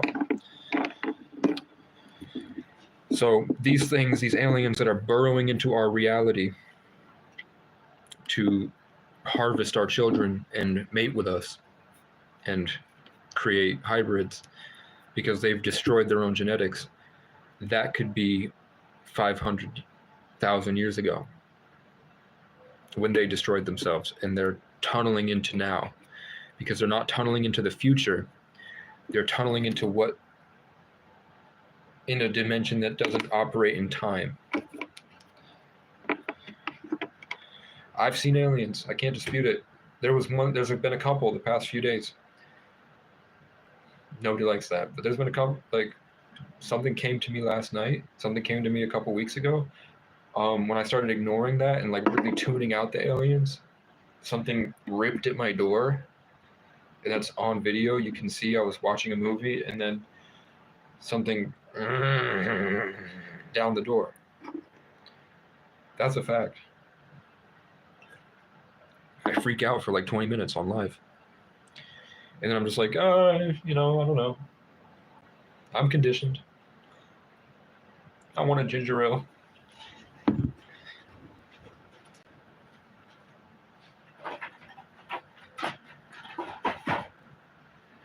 Fill up my senses like a night in the forest. Someone texts me as soon as I sit down. What you mean, fam? Don't speak on the family, Grody. I just want help making my merch. Oh, people are like, oh, Timothy Wood.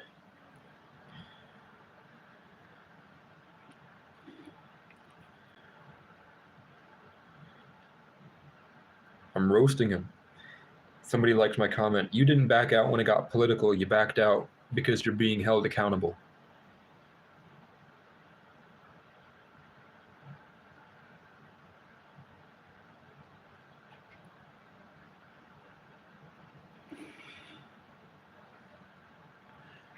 We're aware his audience was making life much worse for a small part of your community.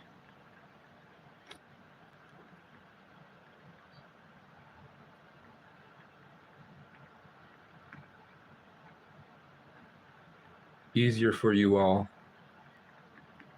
because of the benefits they receive from your government that is flowing around your local economy.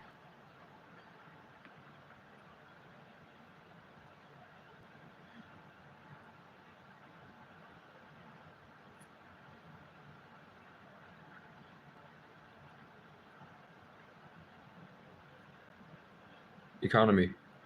Sorry, I'm getting.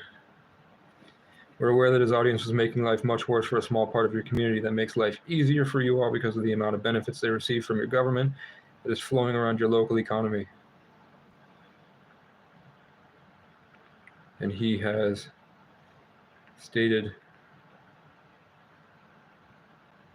and it's obvious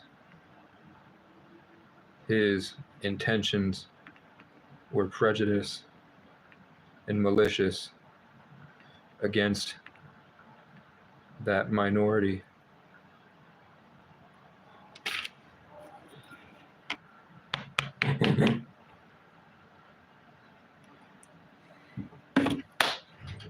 The boys are back in town. The boys are black and brown and indigenous. And Irish. Irish people really got the short end of the stick. They were enslaved. They're still enslaved. 1,000 years later, their skin was originally dark skinned with blue eyes, and then they took in Celts that were fleeing from Rome, and then because of 1,000 years, their skin became pale because of their climate and environment. But before, there was an ancient civilization called the Moors, that, and probably Tartaria, that was a global faring civilization that was nomadic. So their history is not easily accessible because most of them were traveling their entire time. Their entire life was traveling. So it wasn't like they congregate and build giant cities. It's that there's a lot of people, but they're always moving. The earth used to be just like nature. It's always cycling. People are like, why would I just stick to my yard? That's why people in the Inca, all the way down to Argentina, like the tip of Chile, they're wearing feather headdresses that are the exact same design, just a little bit different than north, like all the way up in Canada and Alberta. Because that civilization was constantly moving and partying and doing tons of stuff.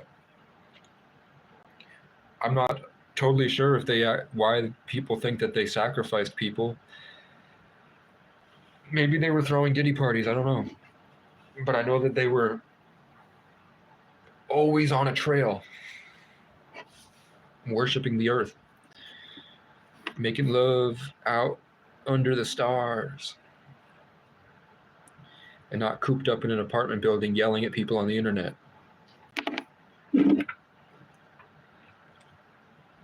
But this ain't me. I'm just getting signals. I'm just receiving signals and sending messages.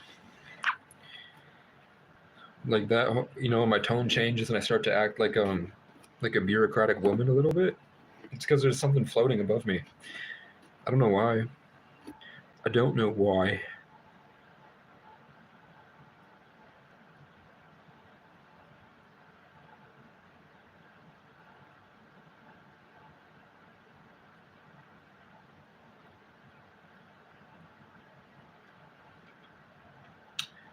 A volcano is erupting near Hayes, which is the Irish god of fire, Alaska.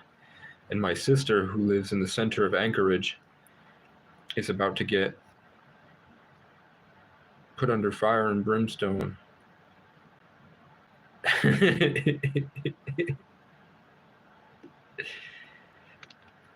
Memes. Okay. I don't know. Do they eat me? Are you guys eating my personality? My energy, man?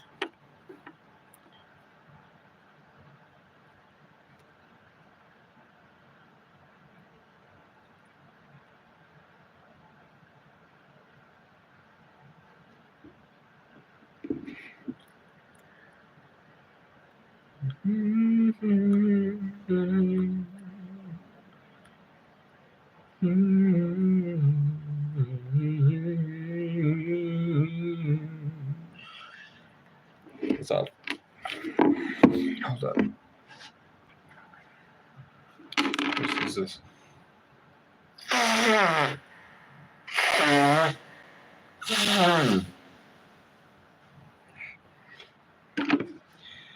What was I doing? What was I doing? Okay. Merch? Should we work on what?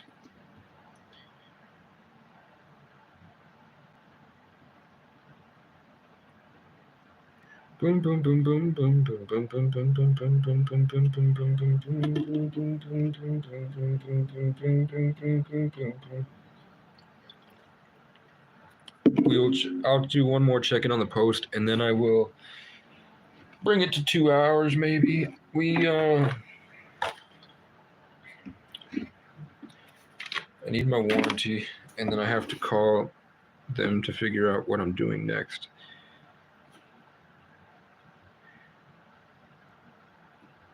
Oh God, stop it, everybody. God. I like when the estrogen filled woke mob goes after people that I don't like, but then they turn around on me because I seem a little bit too testosterone for them. So then they have to challenge me, and I don't feel the need to challenge them. But then when I'm getting challenged, then I feel it, and I don't instigate it. So they're picking fights, and then all the parasites in the group thrive on that.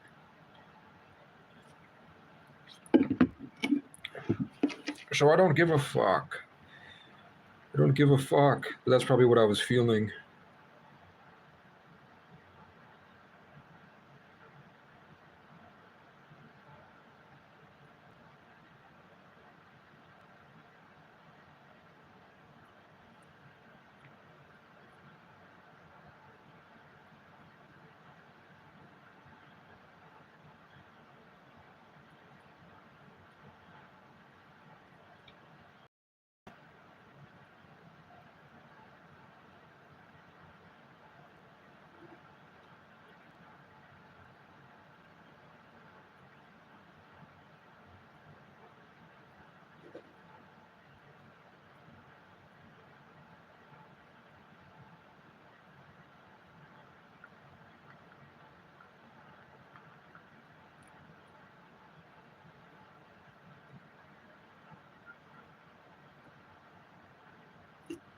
Okay. I'm busy, Facebook.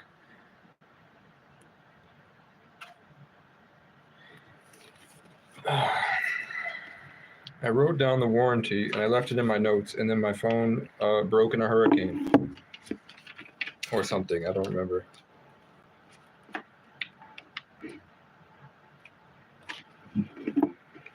So enter password. I don't want to do this on a live.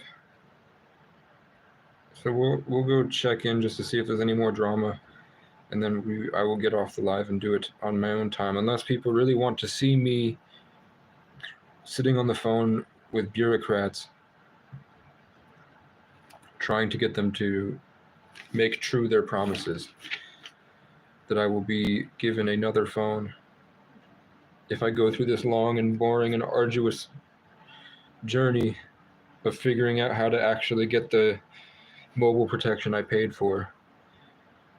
And I'm also trying to check different Facebooks to see how the war for the homeless, which is really just a war of white people and their belief systems bitching at each other in stupid games.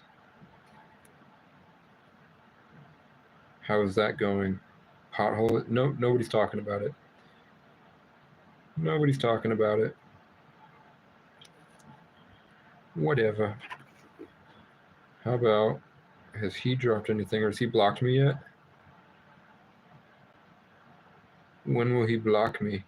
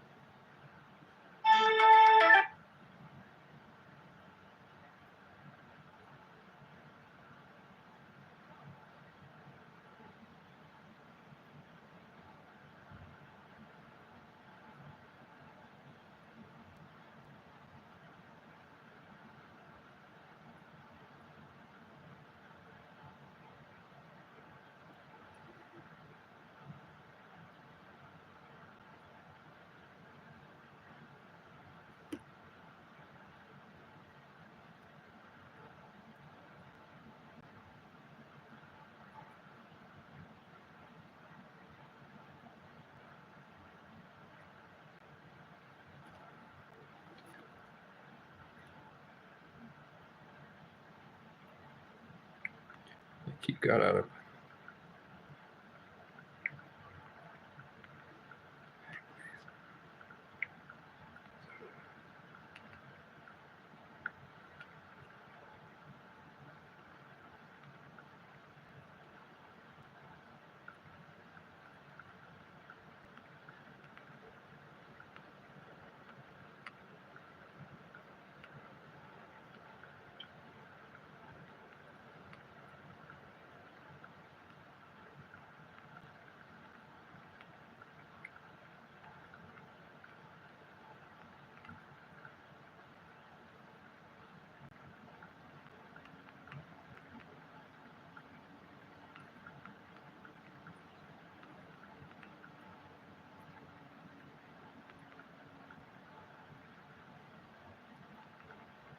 You make me sick. You make me sick.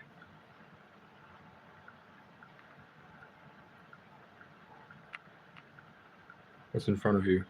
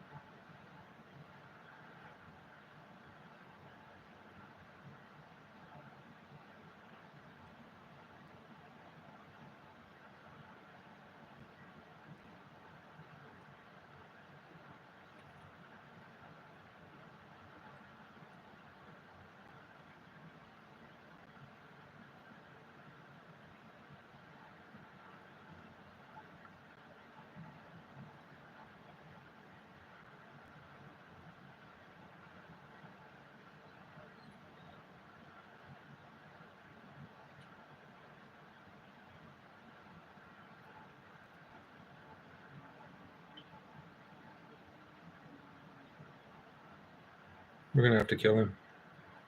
Somebody's gonna have to.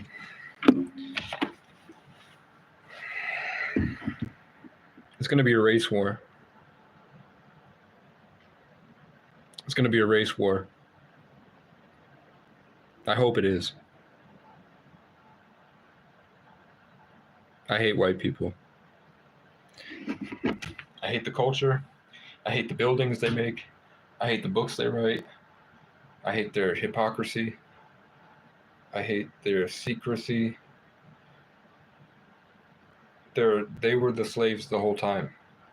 Their leaders that they appointed were literally in a cult designed to farm them for sexual manifestation energy.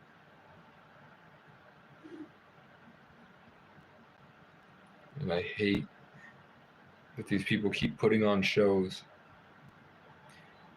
where it's so easy to me, who's seen it all, to understand the underbelly of what's really happening, which is that they want power and they want to hurt people.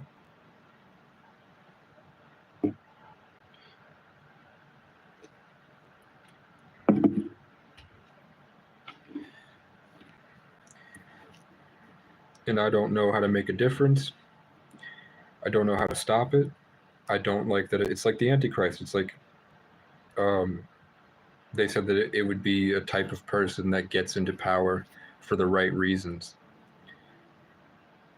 because he was playing on a fundamental problem in the hive mind.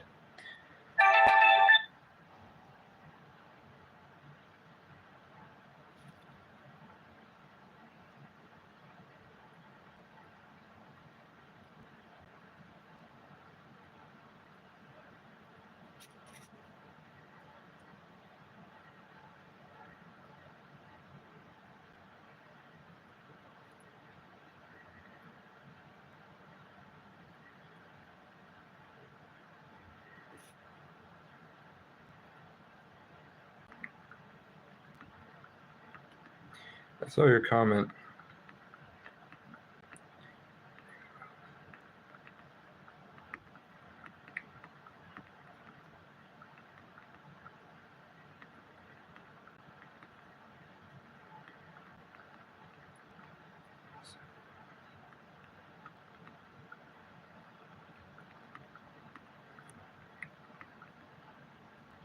Which words?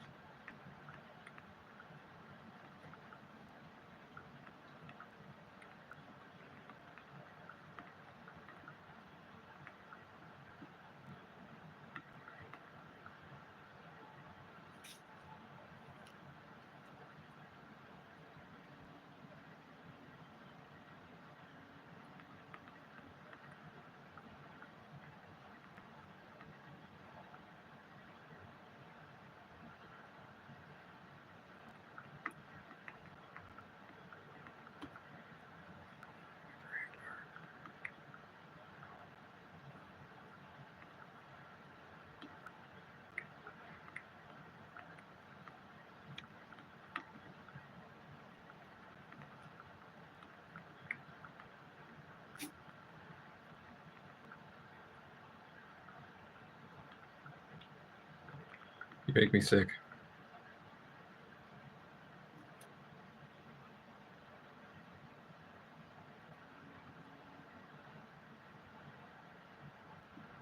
Bandwagoner. Breaking news.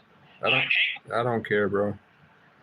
I'm reading the comments of the people in your comment section.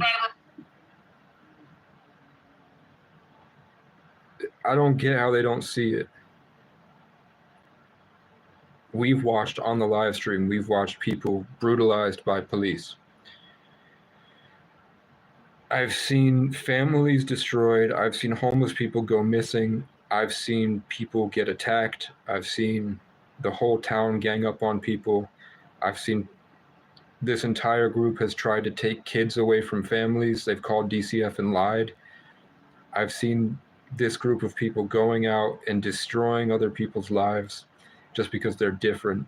And then to see them all bullshitting in this comment section, saying things like, another ruse to get you to stop pushing the issues that need to be pushed. Everyone has something they're embarrassed about or regret. Don't believe it. Just gather a following and something will come out. Keep up the great work. And the work is recording women and crying and begging for help. And then he posts their address, and then the women go missing. And then he does an hour-long content ranting about how they deserve it.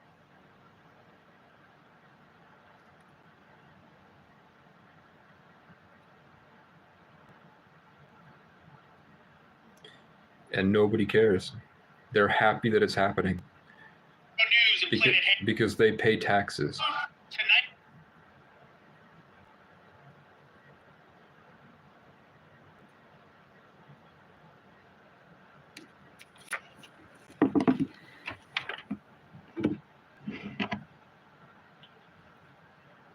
Is this the final battle? Casey versus white people? Casey has to take down all the leaders?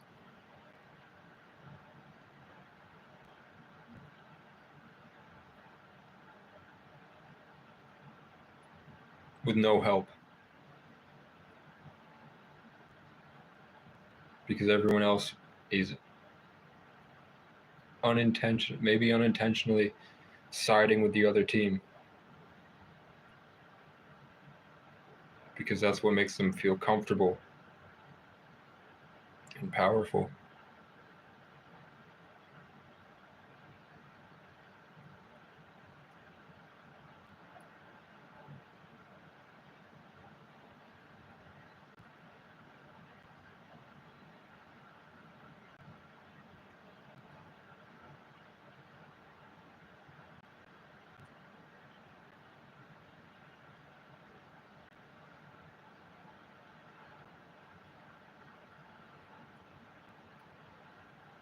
I don't see why they don't understand.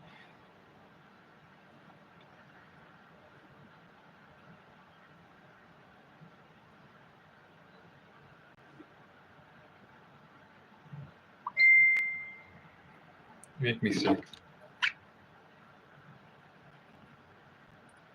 I'm not responding to this bitch. Fuck you.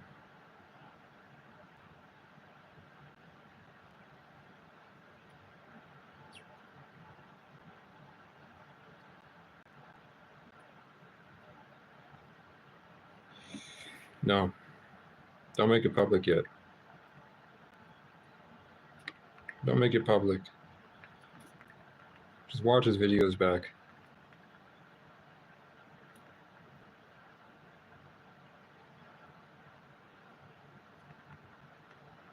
It's a terrorist organization.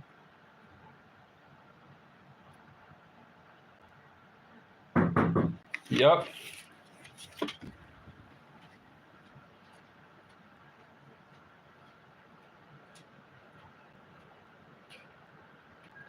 Yup.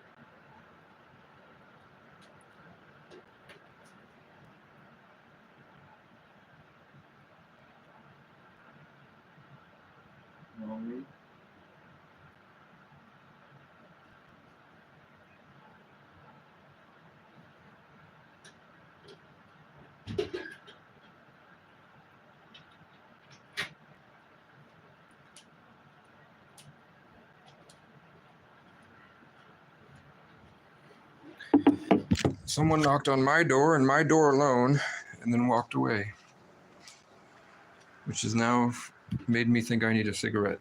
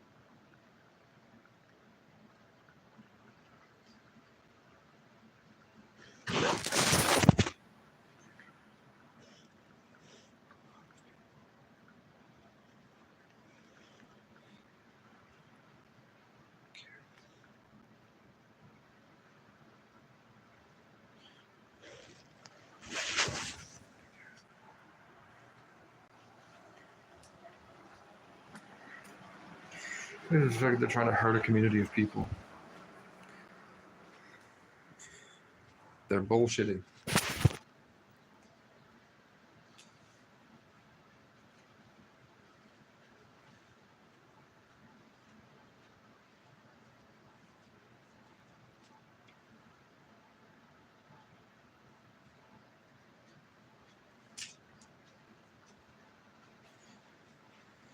They're bullshitting. They're all bullshitting. Don't make it public yet.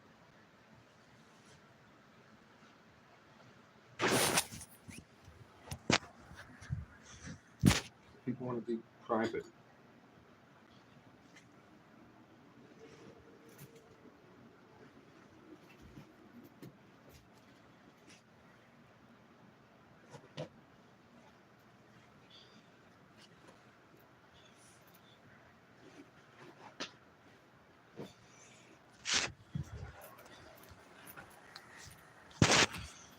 You obviously give a fuck.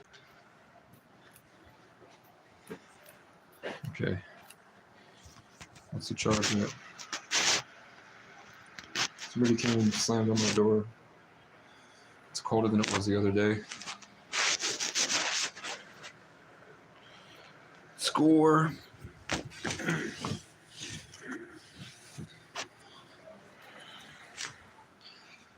I had half a Newport.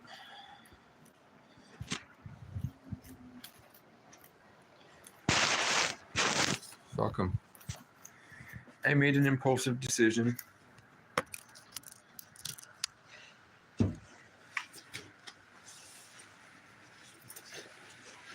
This is good.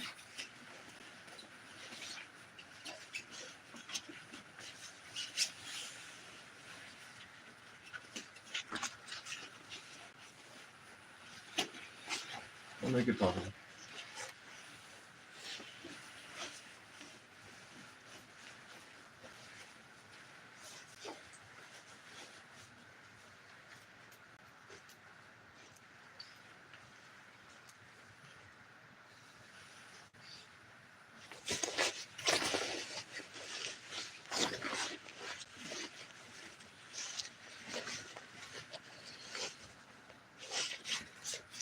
He did a bullshit apology that barely makes sense. And because he said anything at all, people that don't have a brain of their own are just jumping on the train.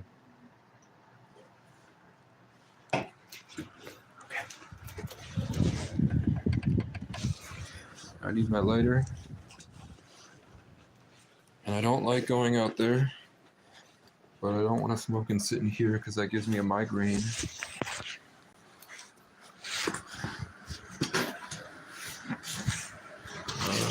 Okay, maybe it's in this coat.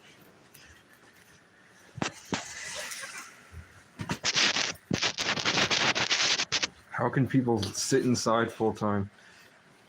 The stagnant air is detrimental to my health.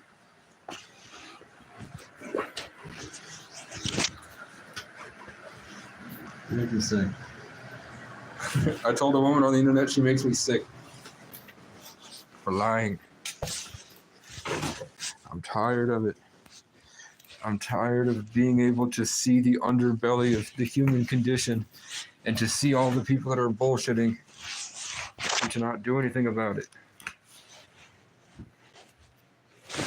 I'm tired of feeling the pain other people are going through because of a community that thrives on the perspective outside of pain, which causes them to do all these horrible things to people. This heartless part of the world, this heartless culture that it has to destroy the real ones.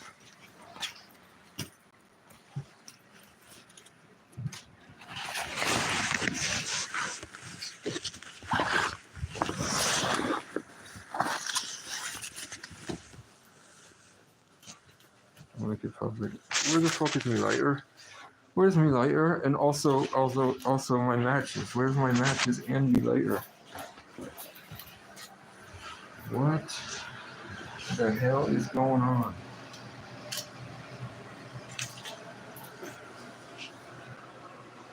Not only have I misplaced my lighters, but also my matches.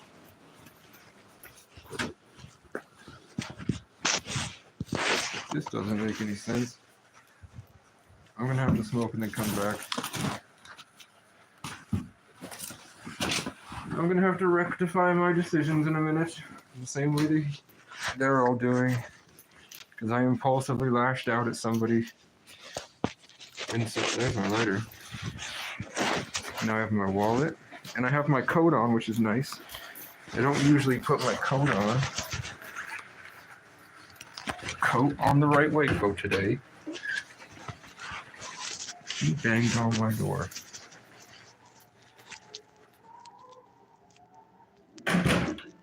Is that wind?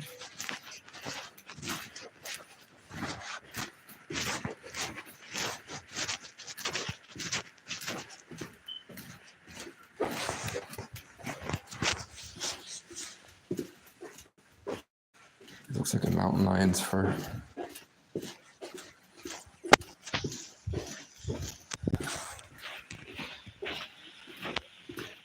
Second floor bright tan color scheme of the mountain lion. I don't know which range this is. I don't know if that's the Randolph range or if that's the Mount Mansfield range.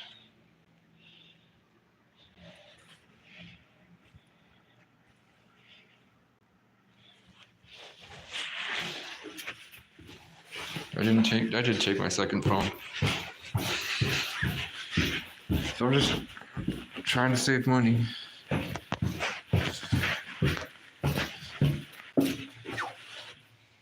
I don't drink or do drugs. These doors closed at all times. Okay. That's nice. Those mountains are huge.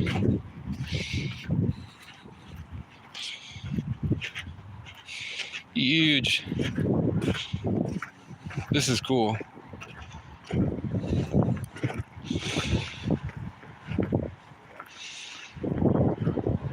I got tricked. I think I got tricked into reacting when I should have gotten off Facebook.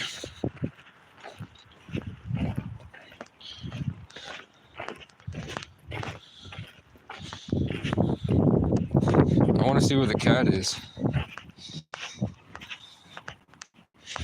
There's a wheelchair out here. I just saw some type of bird. It looked white. It looked like a seagull.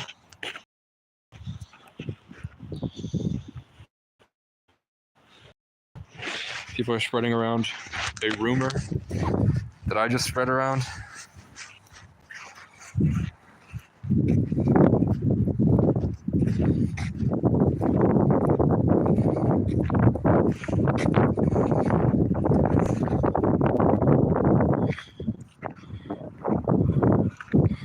Just tired of it.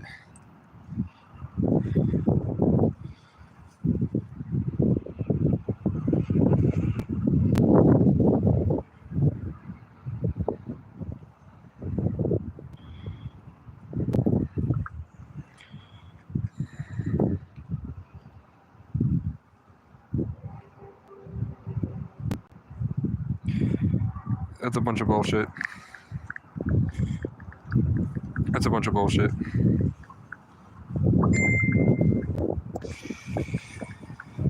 That's a bunch of bullshit.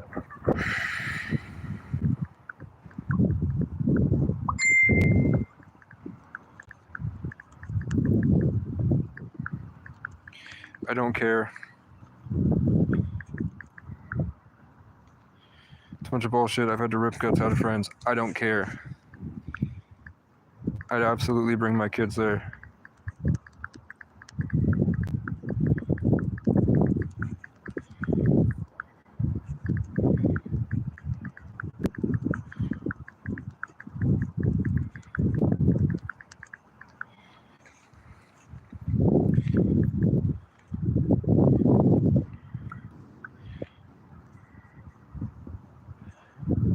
I've had to rip guts out of friends. I don't care. I'd absolutely bring my friends to the homeless shelter.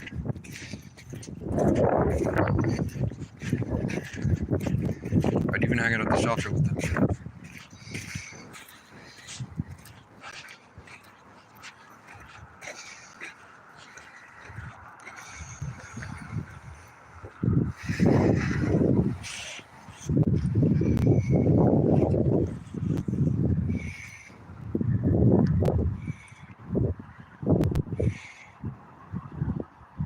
It's not hard to see.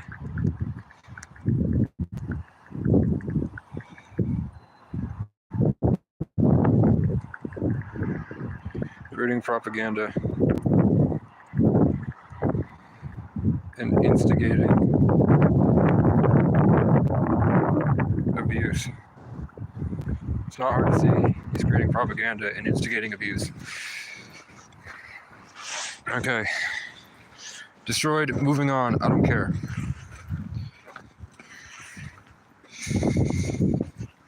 It's a bunch of bullshit. I've had to rip guts out of friends.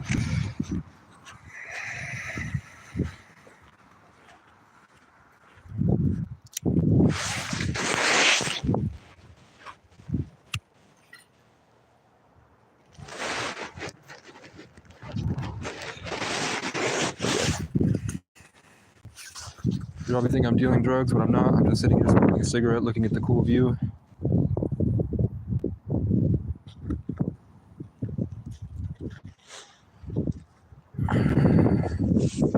This Newport is trash.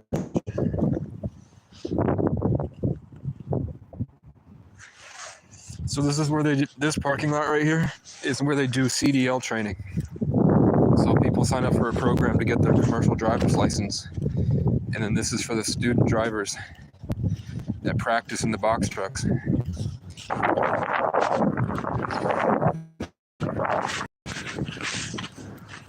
I'm back.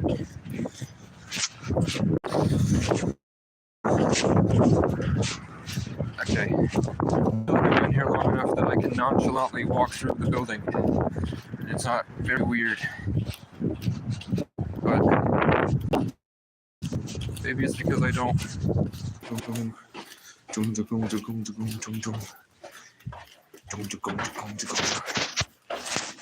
I have to make phone calls.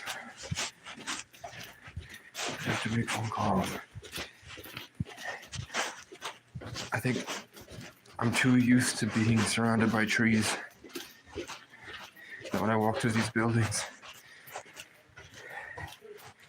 usually when I walk through the woods, like there's tons of hands come out of the trees, like in the Simpsons movie, that support me and help me as I go. But here, it's just lifeless and stagnant. Where I feel like it's like Napoleon. You just walk until you run out.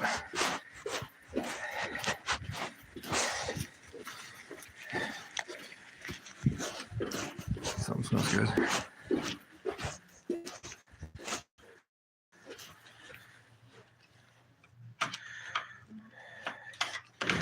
They said the walls here are really thick, but I don't know.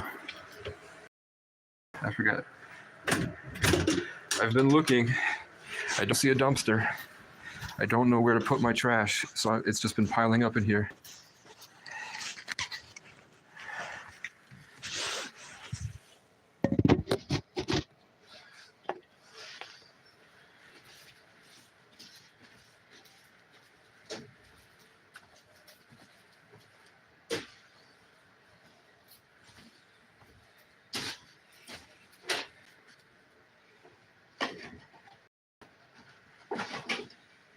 I can't have another one of these.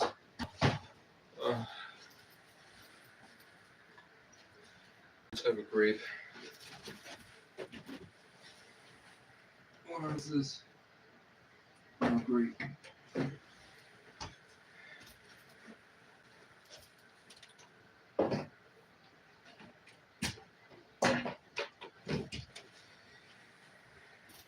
Okay, now we have to do stuff.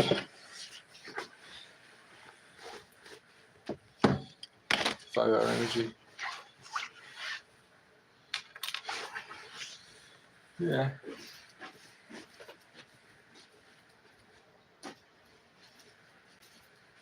Okay.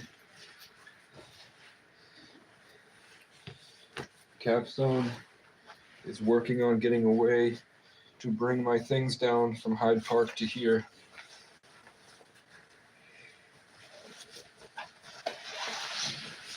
But I think they're just bullshitting me. I think they're stringing me along.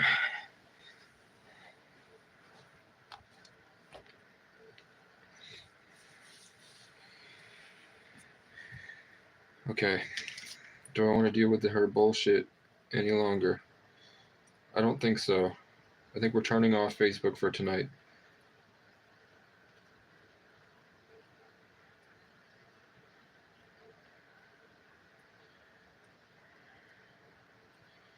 You mean throwing it on the internet?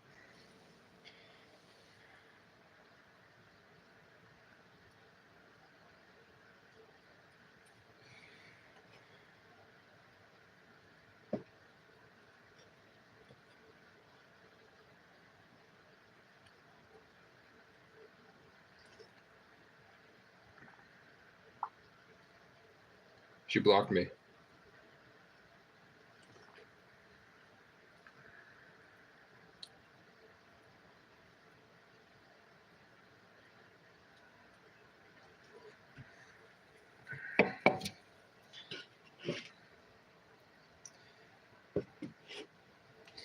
She spewed out the same garbage.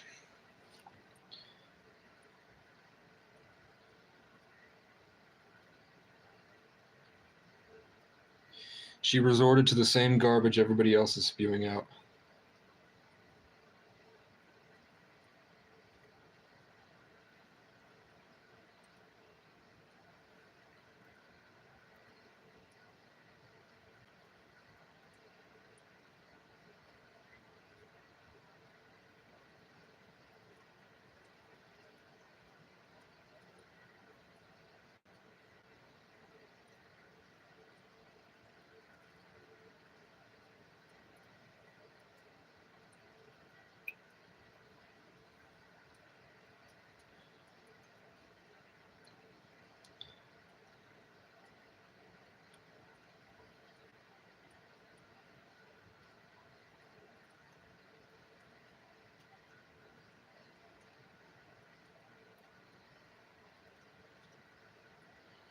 Let's keep going, man. Let's keep going. Talk some shit.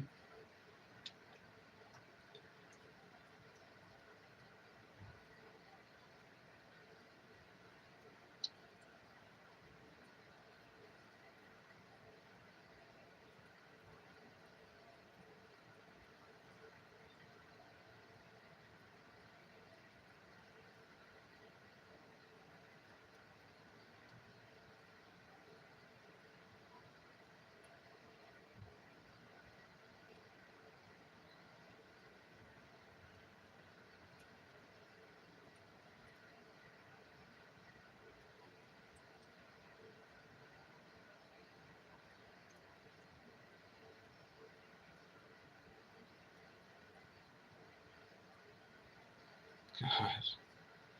Shut up.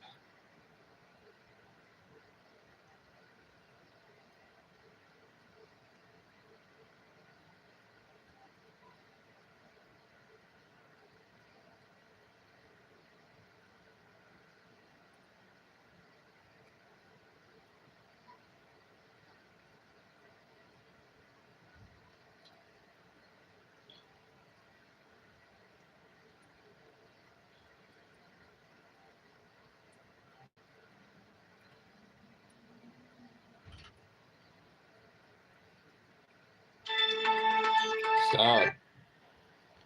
Motherfucker.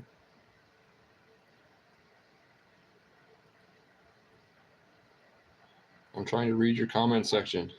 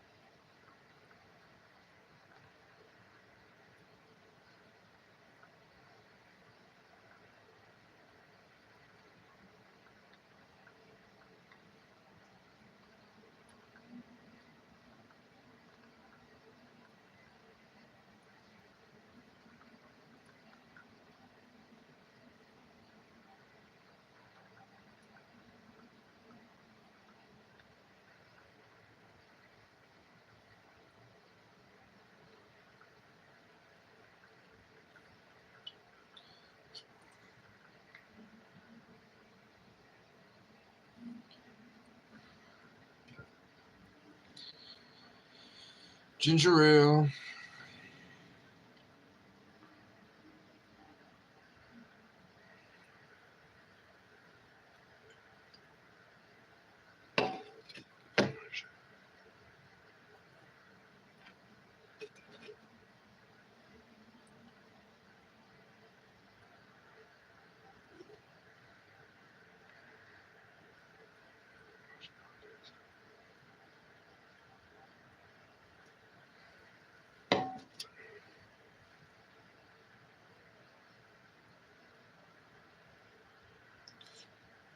We're all supporting it.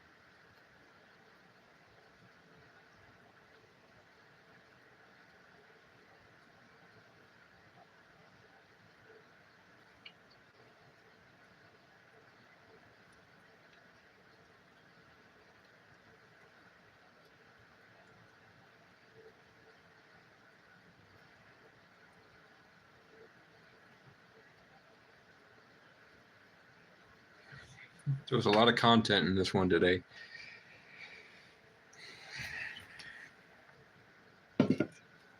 Fuck these people. Oh shit. I'm on my For You page.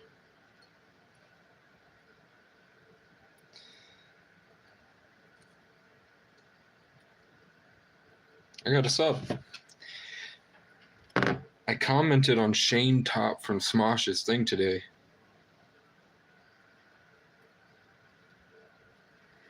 He posted his first YouTube video, and I was one of the first comments saying, I wish Shane Top would help me build a castle in different parts of the country so that we could work on pioneering a new nomadic culture.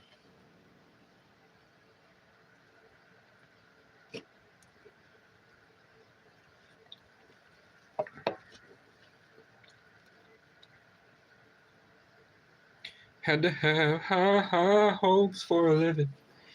Shooting for the stars when I couldn't make a killing. Didn't have a dime, but I always had a vision. I had to have high, high hopes. Had to have high, high hopes for a living. Shooting for the stars when I couldn't make a killing. Didn't have a dime, but I always had a feeling. I was gonna be that one in a million. Have to have high, high hopes. Mama said, fulfill the prophecy, be something great, build a legacy. Back in the day, we wanted everything. Wanted everything. Fuck you guys. Somebody's been unsubbing and subscribing when I said I got a subscriber. Alright, we'll do one last bout through Facebook. And we'll see what's going on. And then it's 3 o'clock.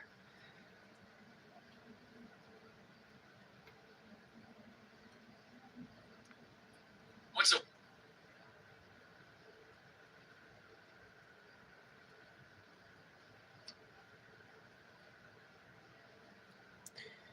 I don't want to address him.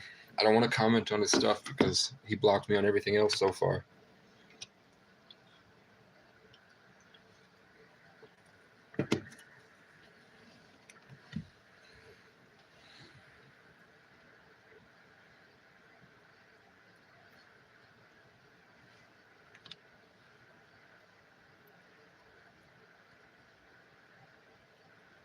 A lot of people need to go. A lot of people need to go down on either side. But some people are already in established positions of authority and power. And those are the ones that need to be ripped out and mauled by a Black Panther. Just ripped to shreds. And then destroy that position entirely. And then someone needs to take a sniper and shoot that guy. I wish. I don't want to do it. I don't want to go to jail. Wouldn't be me. I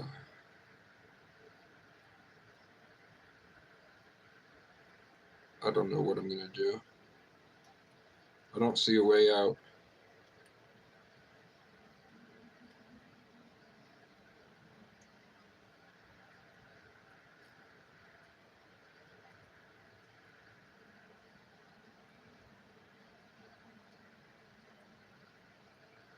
I don't want to go to Nicaragua and clear out a giant place and build a farm on it and then have a family in 5 years with some random.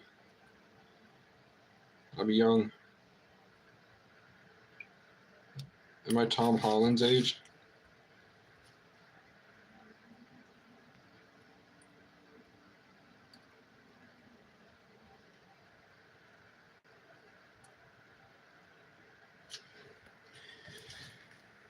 I want to be known for my great works, but I don't want to do great works. You see what I'm saying? How old is Tom Holland? Tom Holland is 3 years older than me.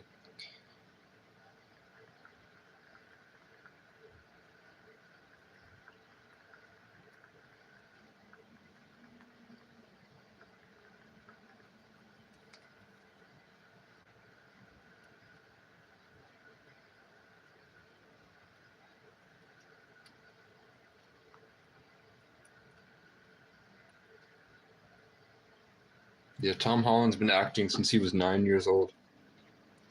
How old was Chris Pratt when he started acting? Age 19. 19. According to Wikipedia. How old was Rob Lowe when he started acting? 12. According to Wikipedia. How old was Robert Downey Jr. when he started acting? 5. 5. According to How old was Chris Hemsworth when he started acting? According to 19. Kiss 95. How old was Kelly Clarkson when she got famous? According 20. to NBC. How old was Kurt Kaz when he started doing MMA? How old was KURT space CAZ, the YouTuber, when he started doing MMA?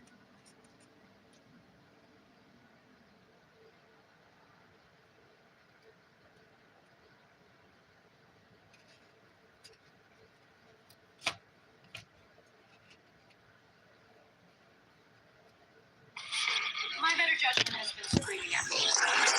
I keep saying that you lot. If you love travel adventures, then Kurt Kaz might be one of your favorite YouTubers.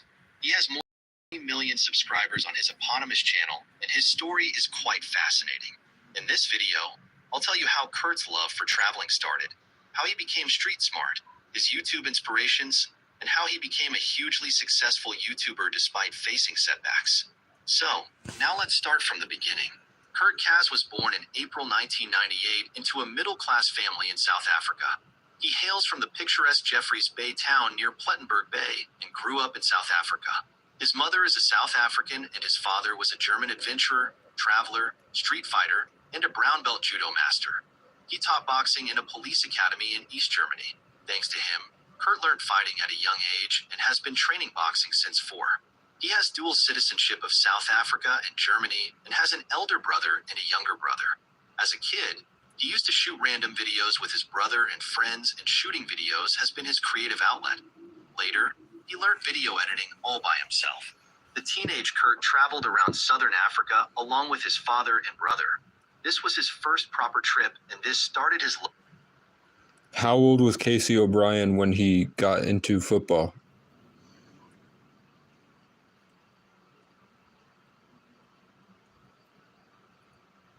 $14. Who is Casey Francis O'Brien? According to Next Level Strength. Who is Casey Francis O'Brien? Accor- Who is Casey Francis O'Brien?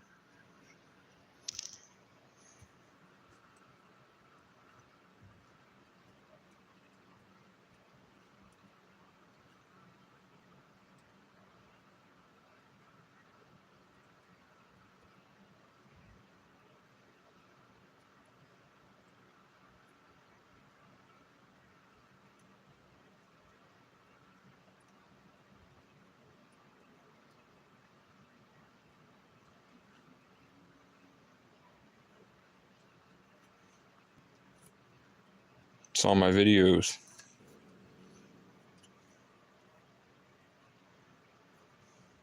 Every Casey that's a guy has this giant forehead.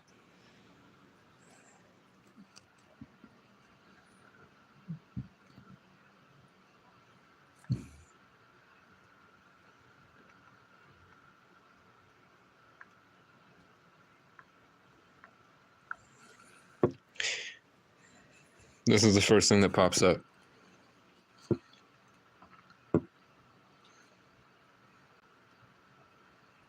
gonna do it. We're gonna mute. We're mewing. We're mewing. We're mewing. We're having a mew day.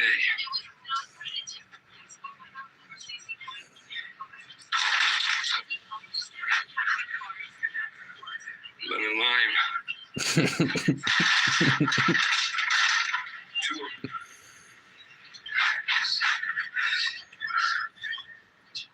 Arizona tea. Only 13 views.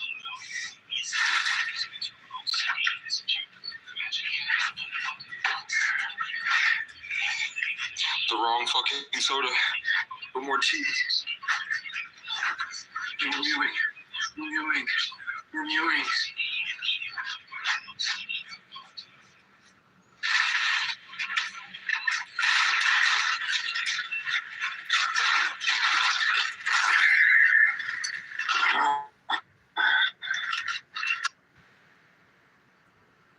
Here. The wrong cheese. They substituted Dr. Thunder.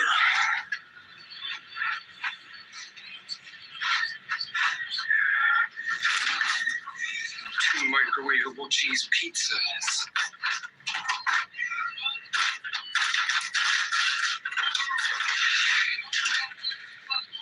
The wrong fucking pasta. Three things of the right pasta. Protein pasta.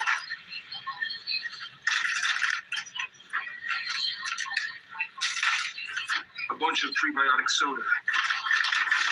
Of many different flavors.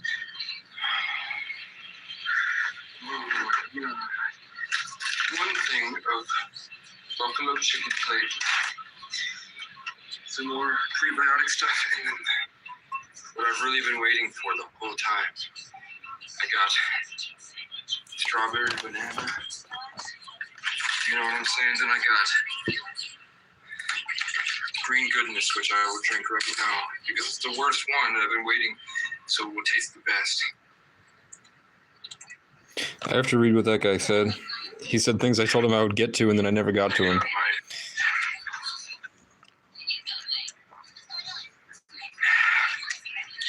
It tastes fresh. Oh my god. A bunch of shit I don't need.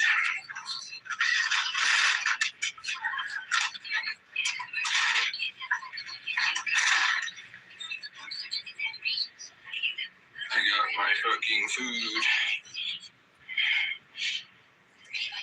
Smell my from under. No. I've showered.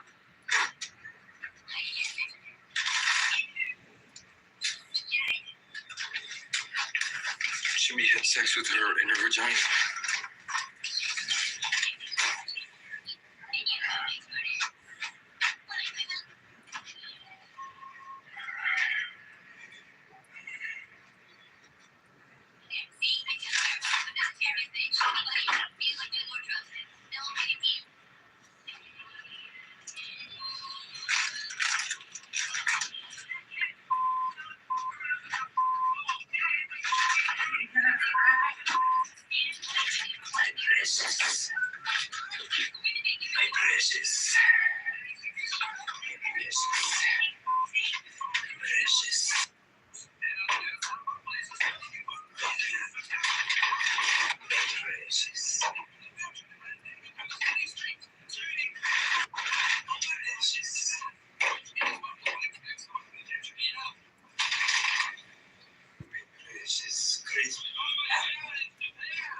That was a week ago. That was a week ago.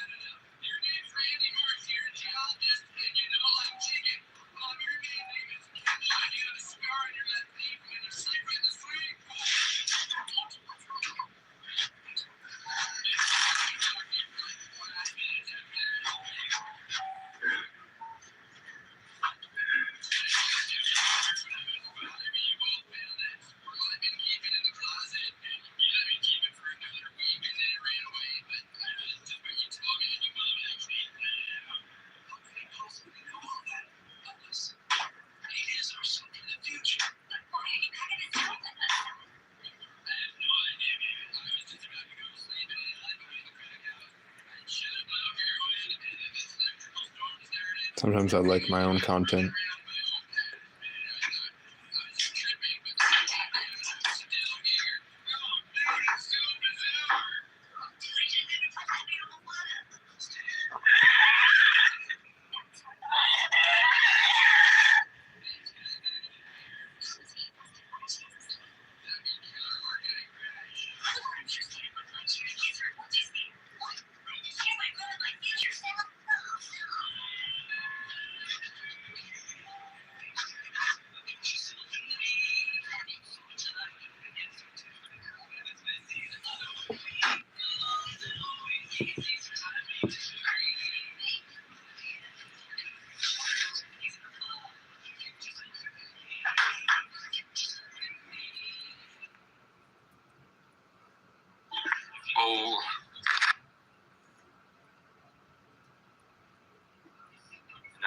save anybody. True.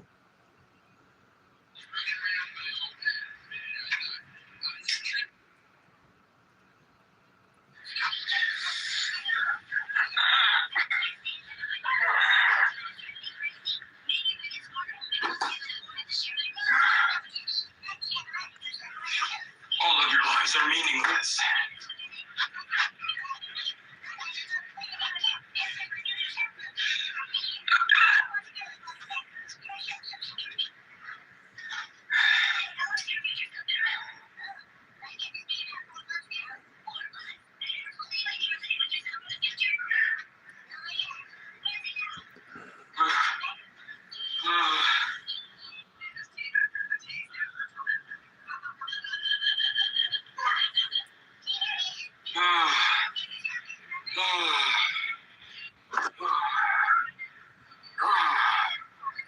That was the most active I've been in months. And then he rants until he just sits on his phone.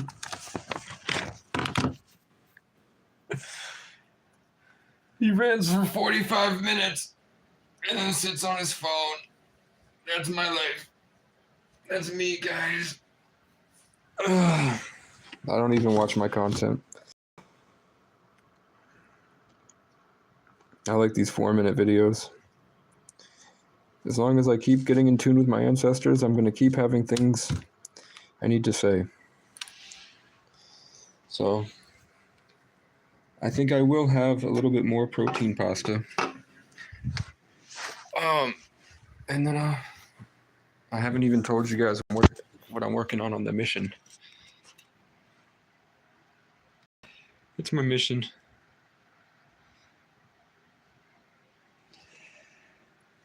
And then look on the other end.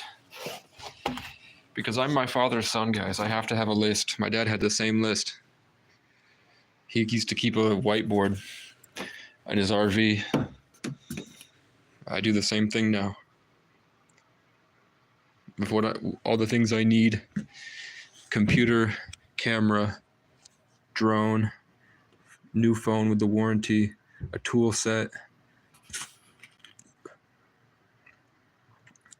land, dirt bike, gun, and then I have my clothing brand, and then I have the stuff I need for my studio. And then I've been browsing Reddit, trying to I've been figuring out different colors that when I imagine a color I want for a shirt, I've been keeping track of the colors. Because there will be a color that pops into my head, like I get a download, and then I want to make sure I know what that is. And then sometimes I think I'm under spiritual attack. Cat Williams said evil can't get you in the water.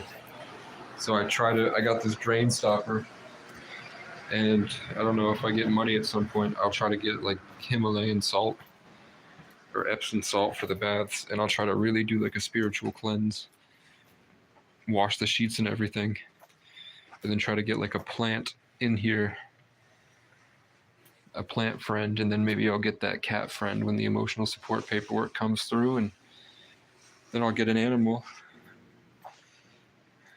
and then I'll train my dog. People are offering, it's just if I had a car. So I should make a list of what I would do if I had a car.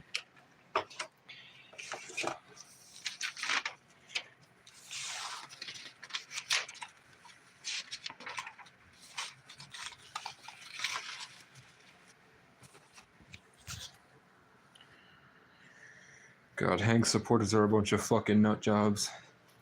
It was crazy talking to them. I talked to 5 or 6 of them today on the live stream. What I was doing on my phone, I was messaging people, and they're just crazy. They were so unaccountable and they were so instigative. And then whenever you tried to talk to them with some sort of compassion and empathy, like I'm real. I'm a real one. So I was trying to talk to them in a real way. And then they would just throw like they were punching me. They were just trying to craft these crazy punches, and then they block me. And I'm just saying, like, it's pretty obvious he's recording content that he uses as propaganda for money and to instigate people into abuse. And she's like, well, when there's a revolving door of crime, and she lives in Alaska. One person that I was like, why? I messaged her like, why do you do that? Why do you support him?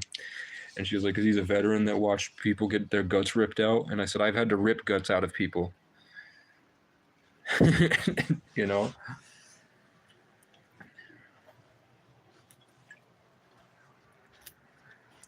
You guys are afraid to admit that you're in a pagan cult that hurts homeless people. And I'm in a pagan cult that writes down all the things that they need to do in a day and then goes and does them. And then when they try to worship me, I say, no, please stop. Get the fuck away from me. Leave me alone.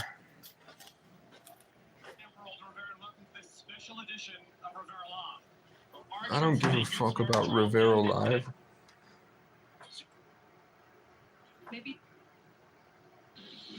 Oh, The Matrix is on the channel I usually watch, The Office. Is The Matrix, and it's the scene where he fights look, it's me. Fighting all the Planet Hank NPCs.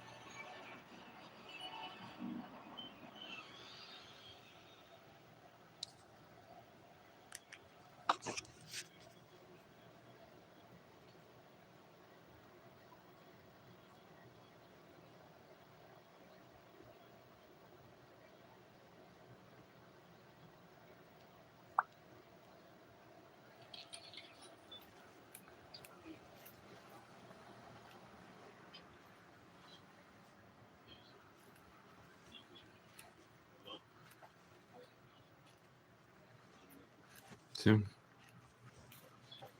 My sister posted, I am patiently waiting for the apocalypse. I'm pretty sure the dinosaurs were doing some dumb-ish when that asteroid hit.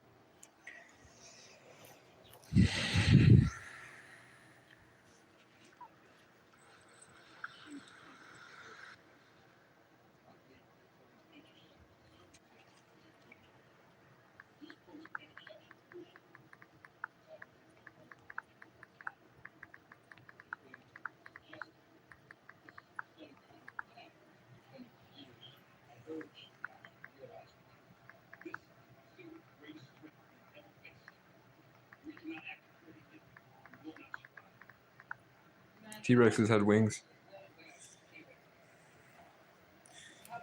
The dinosaurs are the dragons in the Bible. T-Rexes had wings.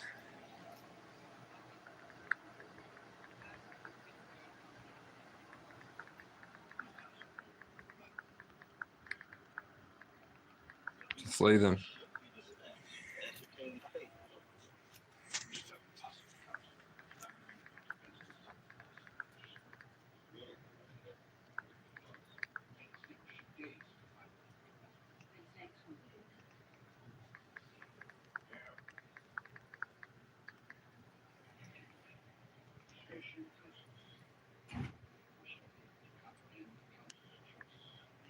Dinosaurs are the dragons in the Bible.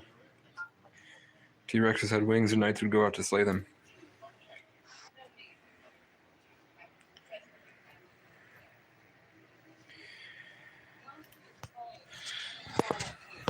I've consumed 2 weeks worth of content of just The Office. I've watched 2 weeks of just The Office, and I can tell you that the best TV show is probably South Park. I've watched all of The Office now pretty much, and I've watched all of Family Guy now and all of South Park, and I can say that South Park does one thing very well, but I don't know. It's like if you were to find the middle ground between South Park and The Simpsons, it would be Family Guy. But there was a time where Family Guy was just it was just a clip compilation of jokes where they would put a bunch of jokes and they would do like 5 minutes and there was 50 jokes in that 5 minutes. Whereas South Park was entire long form jokes that hit on like specific things that they'd find a joke and then they would take you along that joke for a half hour, and the whole time it gets funnier, and then there's like a message at the end. Family Guy was a sitcom like Seinfeld, and that's why they never win any Grammys. But Seth MacFarlane is the GOAT. Family Guy is amazing. Characters are iconic. And so is South Park. Don't take a allergically strong CYP4 inhibitors. Get help right away for allergic reactions like trouble breathing, face, mouth, tongue, and throat swelling, which may occur hours to days after. Side effects include nausea. I don't remember what I was doing.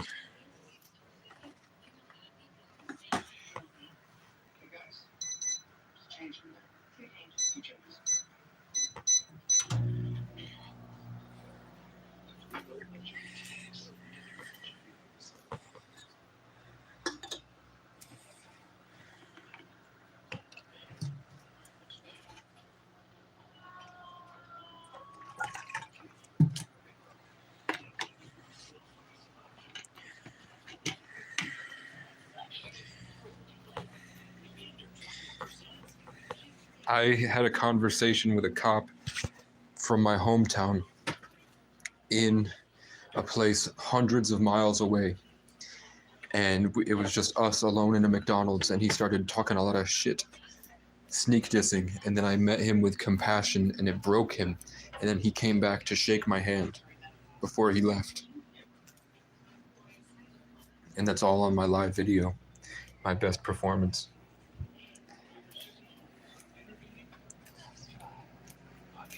Which people tell me they like. Everyone that's ever, I've had like a one-on-one conversation outside of the live stream, they've told me that that initial build-up of 0 to 100 subscribers is their favorite, and then my best performance. But that would make sense, as that middle ground was just fighting through trauma by just talking. All I did was talk. Through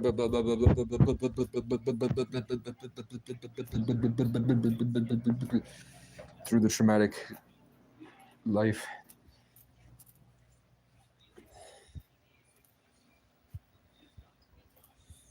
But I don't know. I think that little pocket dimension in Leo season where I was outside the Capitol building, that's one of my favorites. And then the songs I've written. And the journey to Mount Mansfield.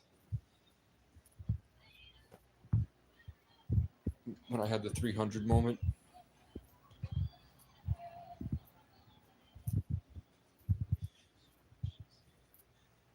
Then I freaked out so much, I think an alien put on an NPC costume and then came to get me.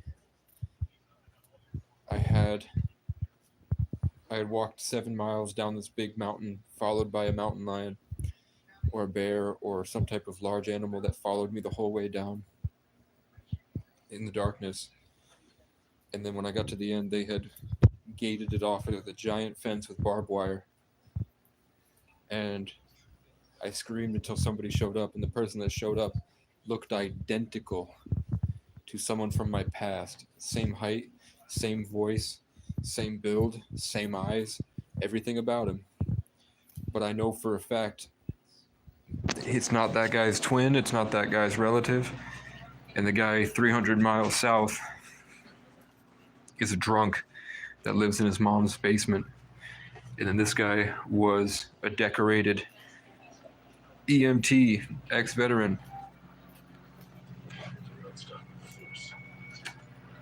Hey, look, there's a John Cena's fighting a raccoon. The raccoon's begging for trash.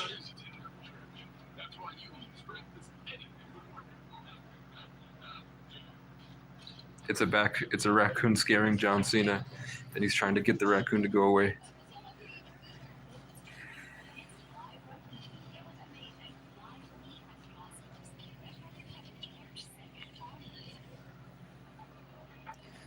Celebrities are crazy.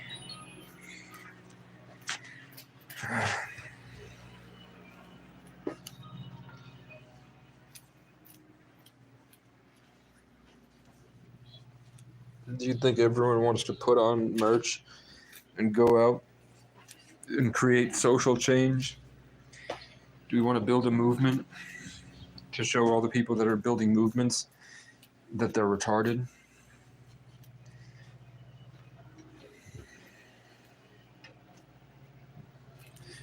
With real common sense, real kindness and compassion.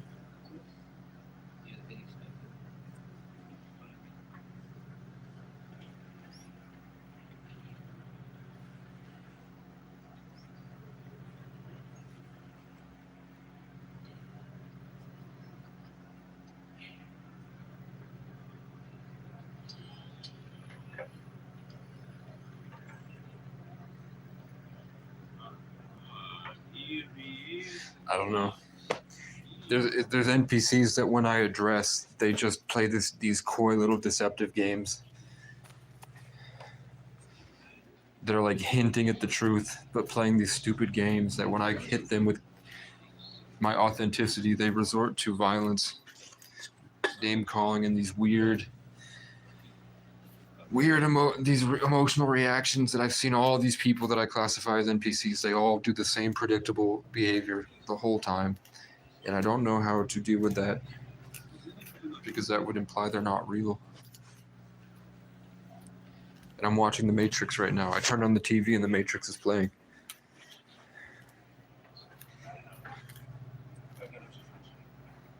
Anyone responded? I think people are intimidated by me. I think the white people, they have so much cognitive dissonance, there's no hope for them. But for the real ones, they can tell I mean business. I'll watch your whole family eat dinner. God. White pride is a disease.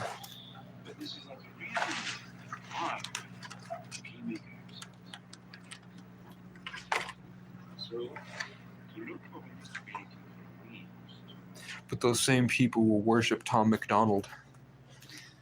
Tom McDonald?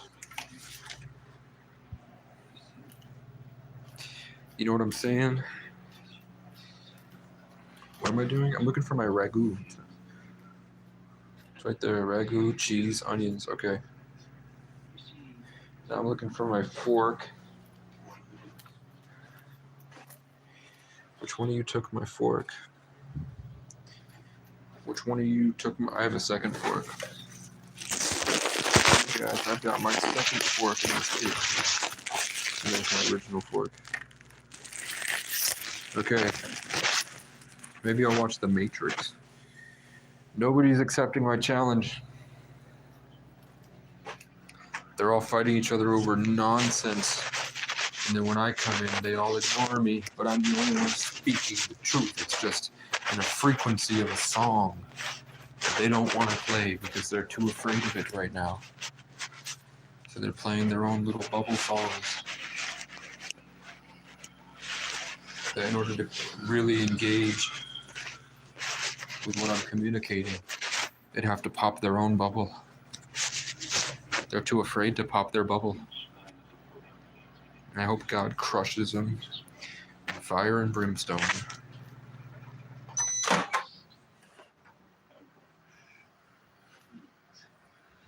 Eat. Eat the Matrix stuff. You live in the Matrix. You're a Matrix wake up, Neo. Soon the why and the reason are gone. And all that matters is the feeling. And this is the nature of the universe. We struggle against it, we fight to deny it. It is of course maintains it is alive. Beneath our poised appearance, the truth is we are